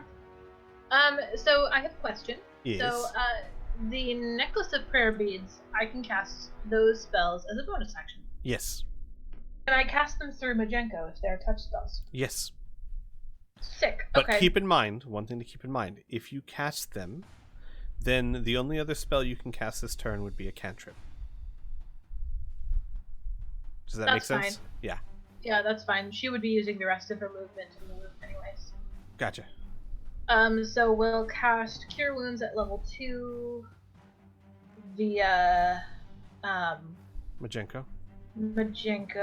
Oh god, hold on. So it's at level 2, so it's 2d8 plus Cure Wounds, 2d8 plus 5, my spellcasting mod, plus 4 for Blessed Healer. So 2d8 plus 9, and then I get 4 hit points back. Yes. So go ahead and roll me 2d8. I'll add 9 to it. Healing machine over there. Wow. That's what I'm for. 23 points, Ross. Wow, thank Hey, you. Ross, welcome back to life, my For dear. a level 2 spell. And then if I double move, can I get up to Robin? 5, 10, 15, 20, 25. Yeah, definitely. Gotcha. Then she will book it up to Robin, her... Even getting around the hole. You can do it. Yeah. Okay. And will, sort of, with gentle irritation, go, hold still. As next turn, her bonus action will be to heal Robin. Gotcha. Okay. Majenko's already basically acted this turn. So, Aras, you're awake. You're actually feeling not half bad. Yeah. I mean, about half bad, literally. So, I'm a little confused about now the arrangement. Is he am I within his range of attack? I think I got shifted to the side. So technically, as far as you know, no, you're not engaged with him. Okay. I'm going to step back. Okay. Probably climbing up the embankment. Okay, gotcha. Right, with your boots. Yep. That's about 25 because feet. they weren't shoes. You didn't have to take them off. Yep. Yeah, give me a second. Let me remove your unconscious. Thank you for pointing that out, Rhea. There you go. And targeting the Drider. Hit it. Oh, shoot. That's a miss. Well, no, he would. Oh no, he wouldn't have given you aid. That's fine. It's still a miss either way. Yep. So, do you have your other shot, or is not yet? Yes, I do. Okay. Oh, nope. And I am really shook up from... Well, being no, unconscious. because Annika's giving aid as well. So she can use aid on the second one. Okay. Roll one more time. That's a hit. Yeah! There you go. Hey! There you go. Teamwork. 24 points of damage. That's... Yeah. Your bullet sinks into it, but it's so large. It's hard to tell how painful that was for it. Anything else for your turn? Nope. That's everything. Gotcha. Baboon steps in front of Brunhilde and says, "This is not good. This is very, very not good."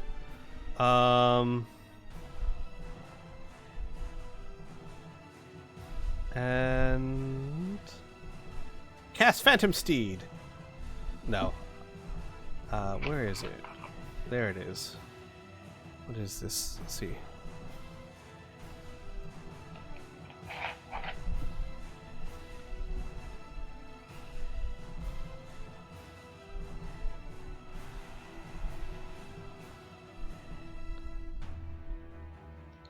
Is that just anyone? I guess so. Hey, I have a question. Yes. So, I am more than happy to continue combat until we kill all of these things, but it is 12:49. Yeah, I should ask. Do you guys want to stop for now? Absolutely not. That's my vote. What about everyone else? I'm good to keep going. I'm alright, yeah. Okay. Well, Baboon has one really powerful spell that he can't use because it hurts creature. Well, you know what? He could use it. And just cast it. Well, hang on. Sorry, give me 1 second here. It's a very powerful spell, but I need to make sure. Yeah, okay. He's going to cast Sickening Radiance. Baboon puts his hands up and begins speaking, and a swirling, almost looks like a tornado of white hot celestial light appears behind the Drider.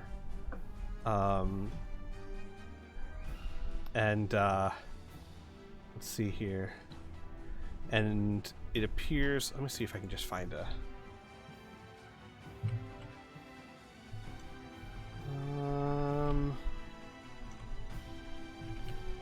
you know what? I'll just use this because why not? Appears right there as radiant light shoots out. And the Drider has to make a Constitution saving throw. Or take 4d10 radiant damage.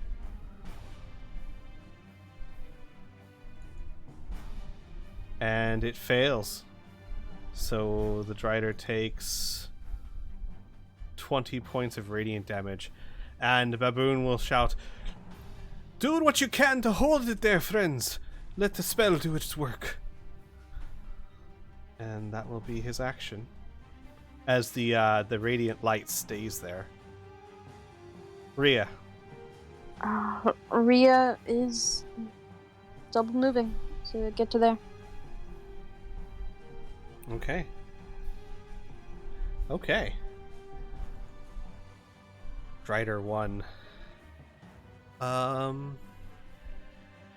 Whew, well, gee whiz. Does it want to step away from the sickening radiant light and take the attacks of opportunity? I think it would, actually, now that I think about it, because it's radiant. It's gotta hate that, and it's so bright. That Drider, you know what? It's going to take an action to disengage. And it's going to go over here and climb, let's see, 5, 10, 15. No, actually, he can only make it to there. But he disengages and gets away from the light.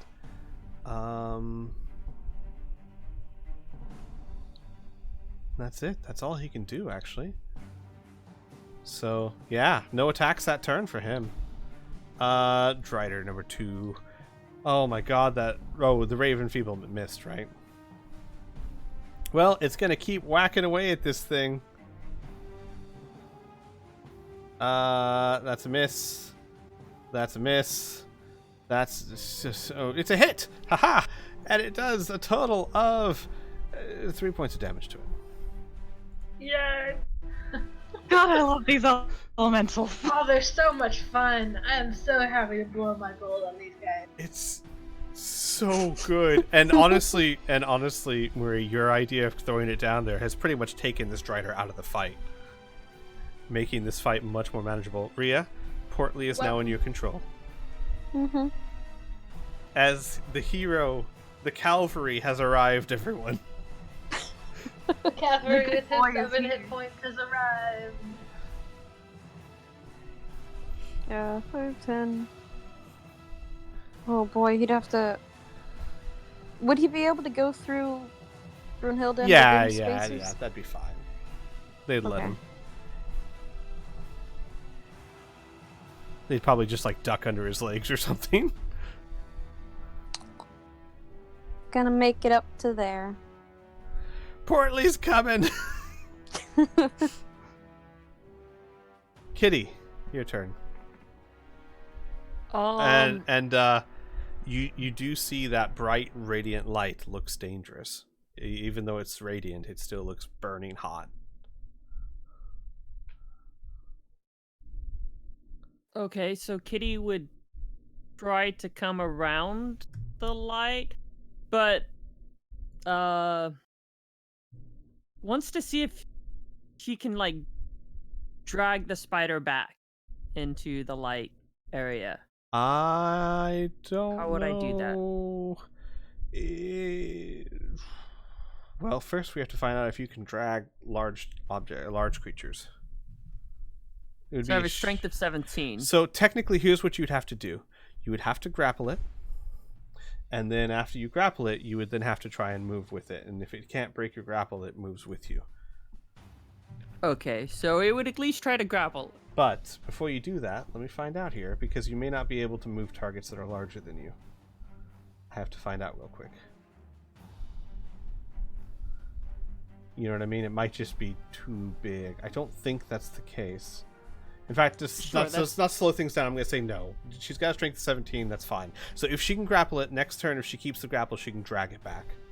I mean, it's coming towards Aras, so Kitty's going to try and do everything. Yeah. That's so. First things first. Make a strength check, and the Drider will make an opposed. Wow, 20. And then this is Drider number 1. So Drider number 1 will make an opposed strength check and fail. Ooh. Drider is grappled and restrained. It cannot move anywhere. Okay. Wow. Kitty's turn, I'm assuming. Uh-huh. Brunhilde. Brunhilde looks very scared and uses her last level 3 slot to cast Magic Missile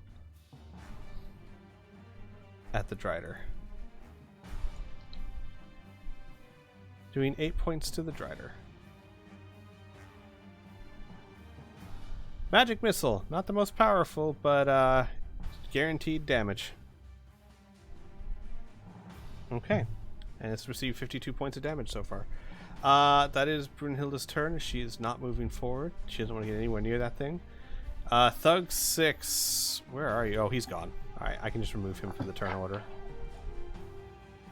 Earth Elemental. Roar! Elemental Smash. Doing 12 points of damage. Second smash. Misses. But I can say Drider 2 is taking 43 points of damage so far from this elemental. Amelia, your turn. Awesome. Fantastic. Excellent. Oh.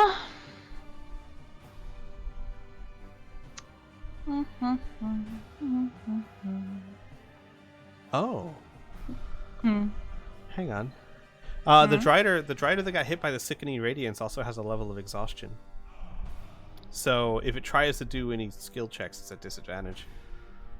Oh, nice. Isn't it also attacks that has disadvantage? No, that's if you get 2 levels of exhaustion. You'd have to get it to the light again. If you can... Drag it over. Well, Miri has plenty of radiant damage on her side to do that. If we can herd this thing back. Okay. So Amelia is going to do. Oh. Hang on. I'm going to move this further back. It's actually 30 feet, not 5 feet. So it doesn't change anything.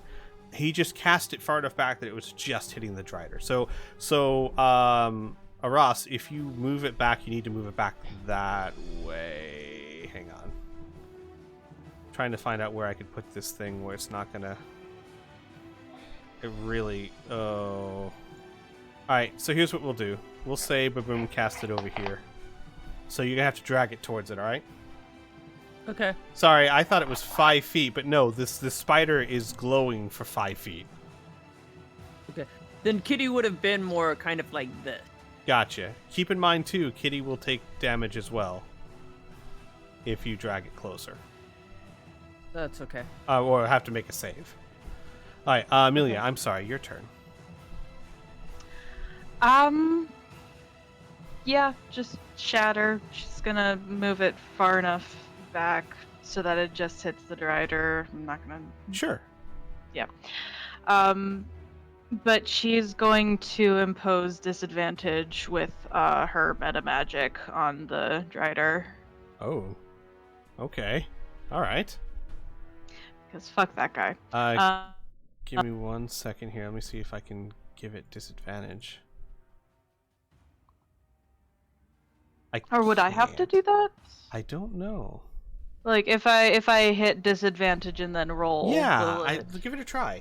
That might work actually. No, Nope. it didn't, but still, it fails. Yeah, no, it fails. So yeah, I'm gonna be. Yeah. So.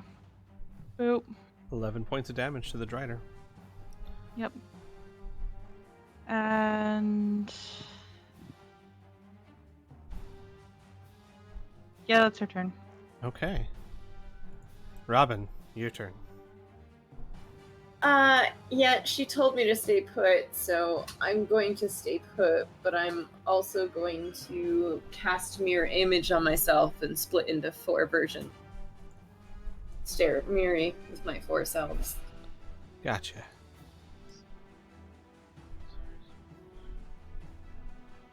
Alright. Sorry, I'm just moving this thing so it's actually 30 feet away from everyone. And it would have been when he cast it, so... Yeah, so, Ross, you just have to drag it just a little bit. Alright, you're casting Mirror Image on yourself. Gotcha. But Yep. you're staying put. Yeah, she told me to stay put. She did. She did say that. Yeah, I'm gonna stay put. Okay. You are gone. You're out of this combat. Probably a wise decision. Oh, wait, no! I'm sorry. Okay, well, I'm going to trade places. That was Thug 9. That was Thug 9. That was the Thug for life. I'm going to just trade their places real quick. And he had taken that much damage. He... 5, 10, 15, 20... He goes up there and tries to attack this Drider with his bare hands. Because this man's a maniac. And he misses. Does he get advantage for the spider being grappled? No. I don't think so. No, because the grapple condition, it doesn't confer advantage, only restrained. Miri, your turn. So first things first, Miri will use her bonus action to very gently reach into one of the pockets of her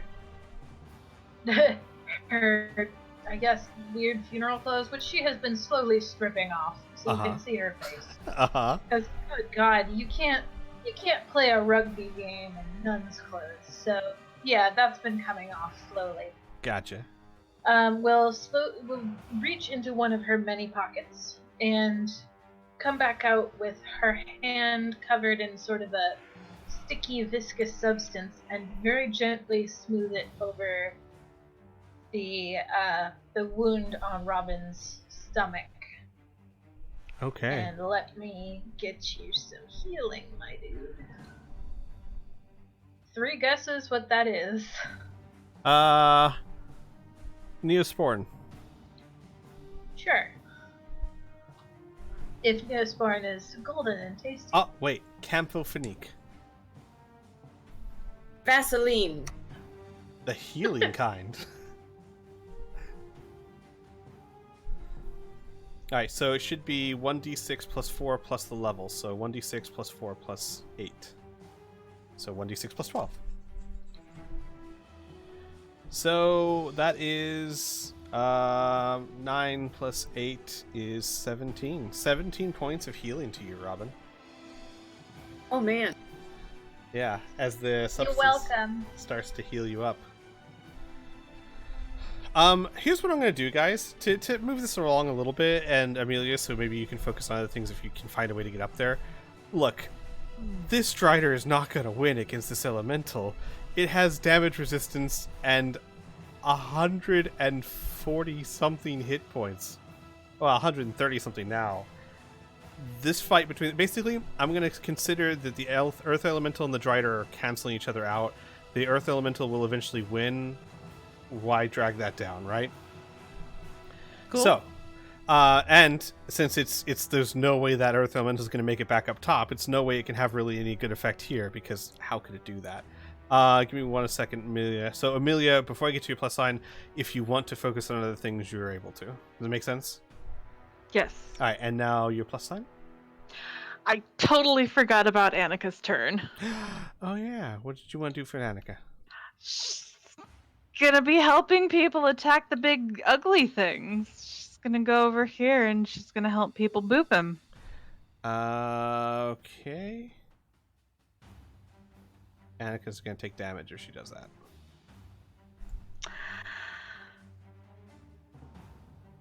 Wait, why? Oh, fuck, because of the fucking radiant thing. Mhm. So if she's over here, would it still affect her, or...? So, hang on, let me move this real quick. So, out to... God. Out to basically... here. So, basically, if you move that one square closer, if Kitty goes 1 square closer... Well, you know what? Here's an easy way to say it. Anything...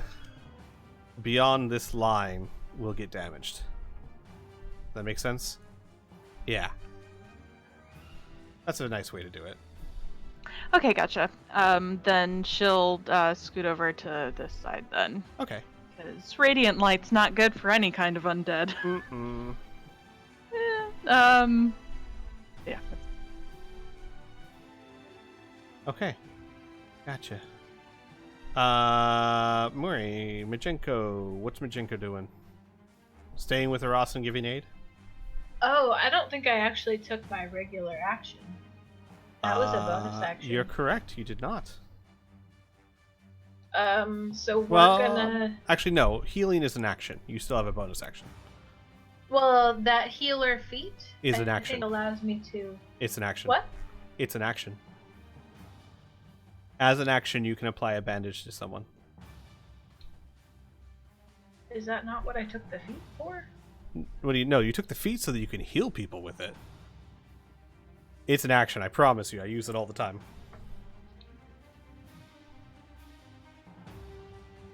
Okay, well, either way.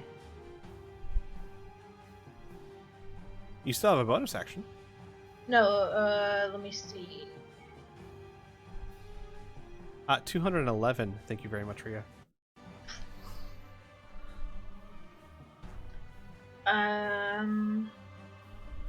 As her bonus action, her spiritual weapon is gonna travel 20 feet towards the fight.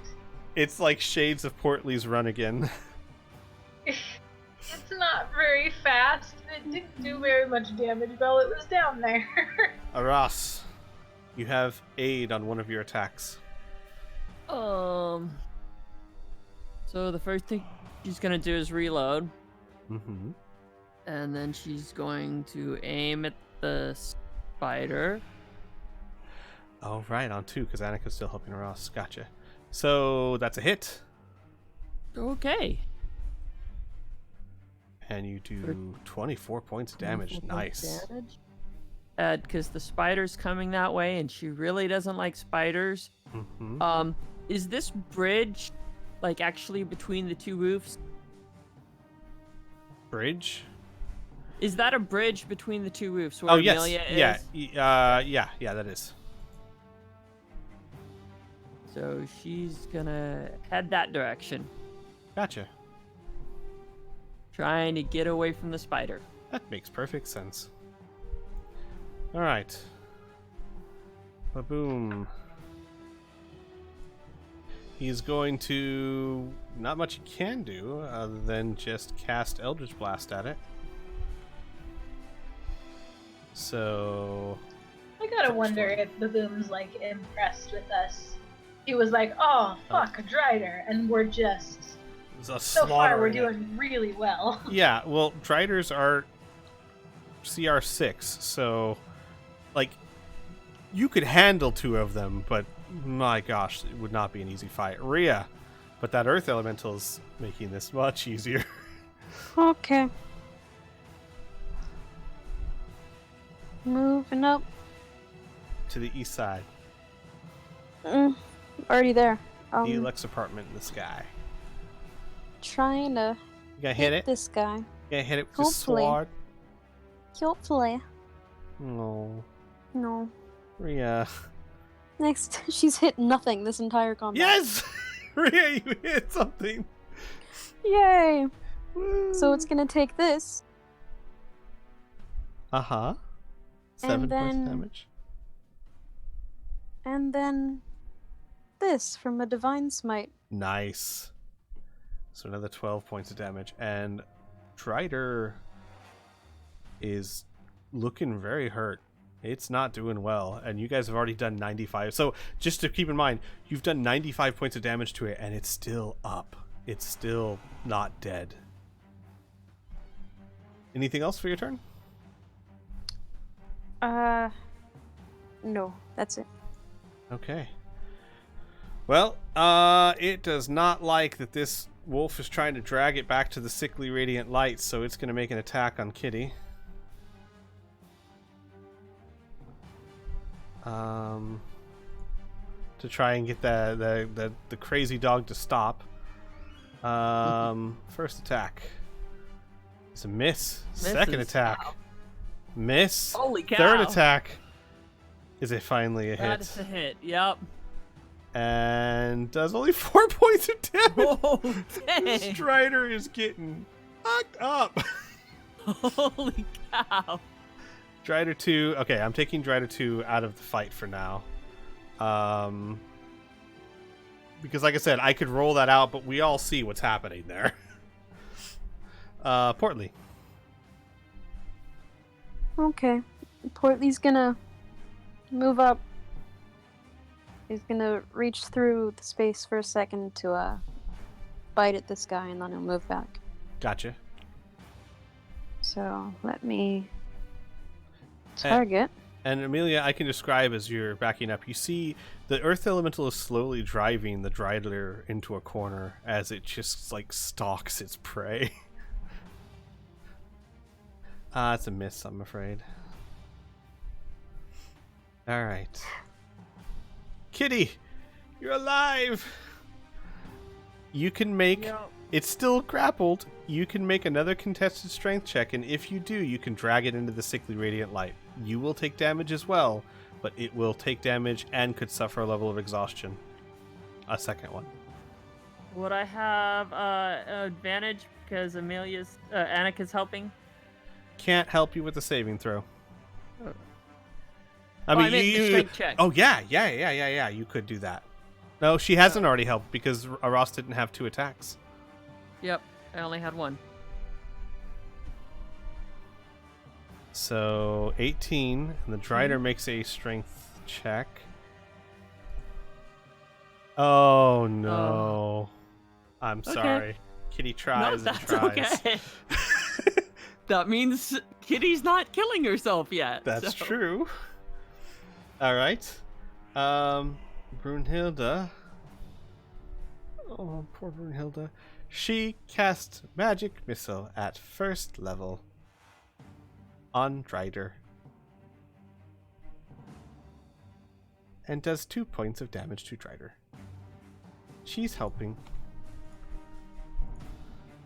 Earth Elemental is slowly just beating the Drider back into a wall.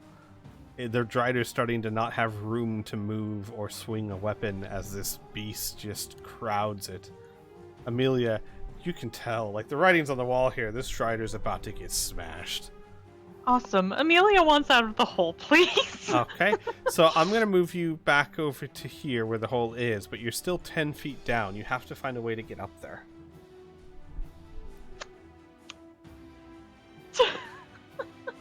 Do you have a grappling hook? No. You can do it, babe.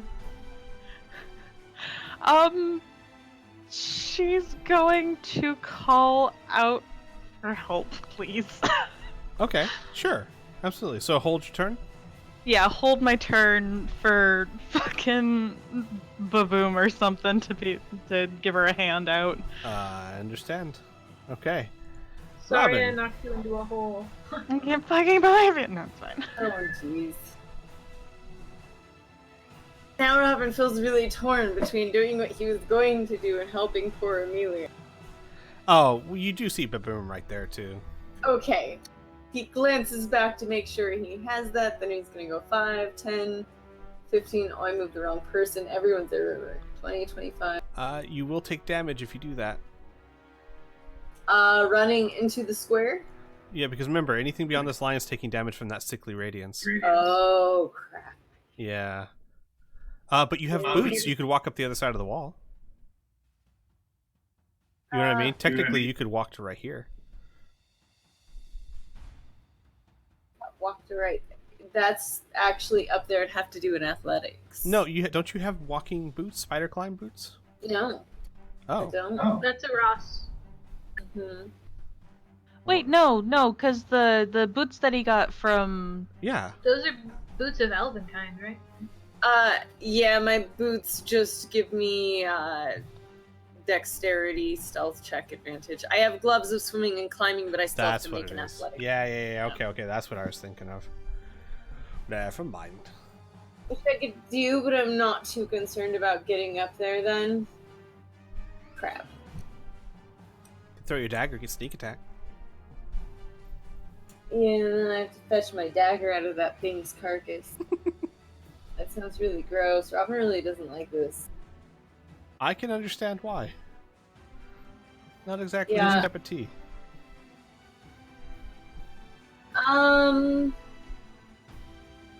Yeah, he's... Crap. Nothing he...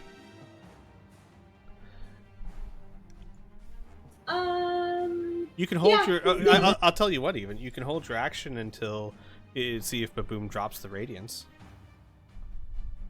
No, it's alright. I'm going to take the dodge and I'm going to just back up to Muri and wait to see if this thing falls without me having to do anything. Gotcha. Thug 12.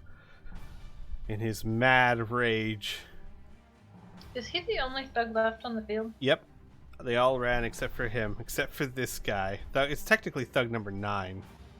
I don't want to forget. Murray. Okay, so most of her children are not bleeding out, right? Yes? Mhm. Okay. Everybody's got their guts put away where they're supposed to be? More or Yes? less. Okay, cool. Thug 9's having some issues. Who? Thug number 9. The one thug left on the field. Thug number 12 is actually what he should be now. That's okay.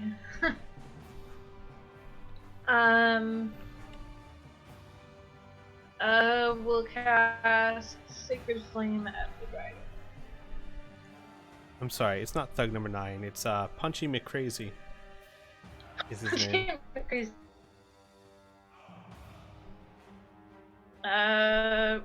Is going to start peppering this thing with sacred flames to see if she can drive it back. He failed. And takes 11 points of damage. This thing is not looking good. It's not looking good at all, guys. Anything else for your turn?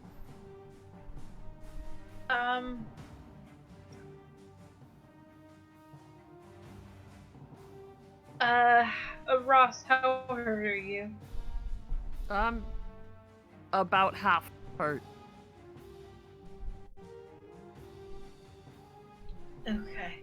You'll live. We'll move that spiritual weapon another 20 feet. Sure. Aras, your turn. This thing looks very damaged. So I am shooting him again. Okay. With aid for that first attack from Majinko. I can only do one attack. 19's a hit, just enough to hit. It's not dead 12 yet, points but damage. it's really hurt. And I reload, and I also move to about there. Slowly coming towards Amelia. Got you. That's the- It's slowly, the strider is slowly getting whittled away by everyone. Baboom, Baboom dispels radiance, sickly radiance. He sees it's doing more harm than good now, and it did its job.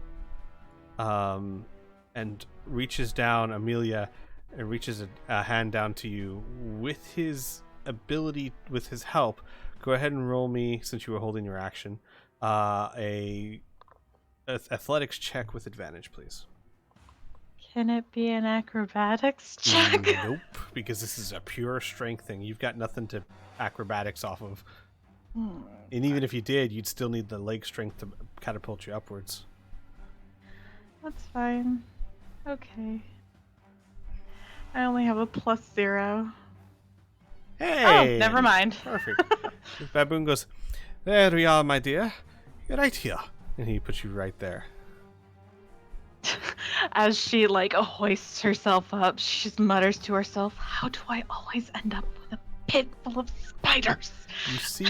You see Brunhilde standing there, looking very scared. Strider number 1. I didn't go. Oh, yeah. Why did it skip you? Oh, you know what? My mouse has a bad habit of double clicking sometimes. Rhea, your turn. This thing And is she has incredibly advantage because Annika. Annika.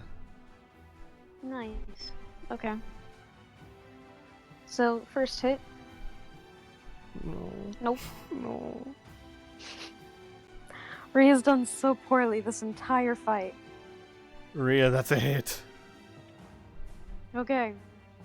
So, takes this. How do you want to do this?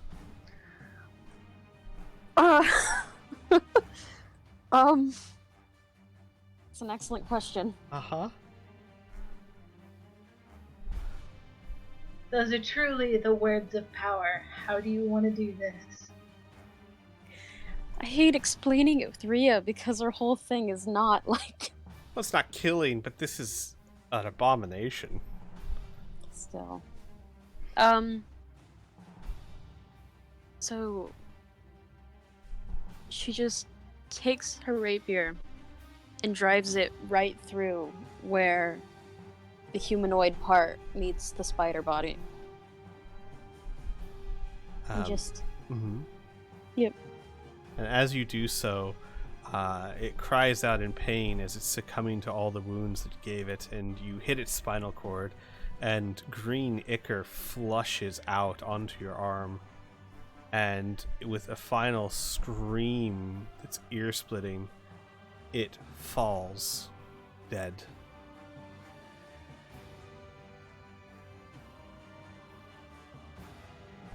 And with that, the field falls silent, with only the sound below you sounds like a wet thudding over and over and over as an earth elemental pounds what's left of the Drider. Squish. What's left of Dr.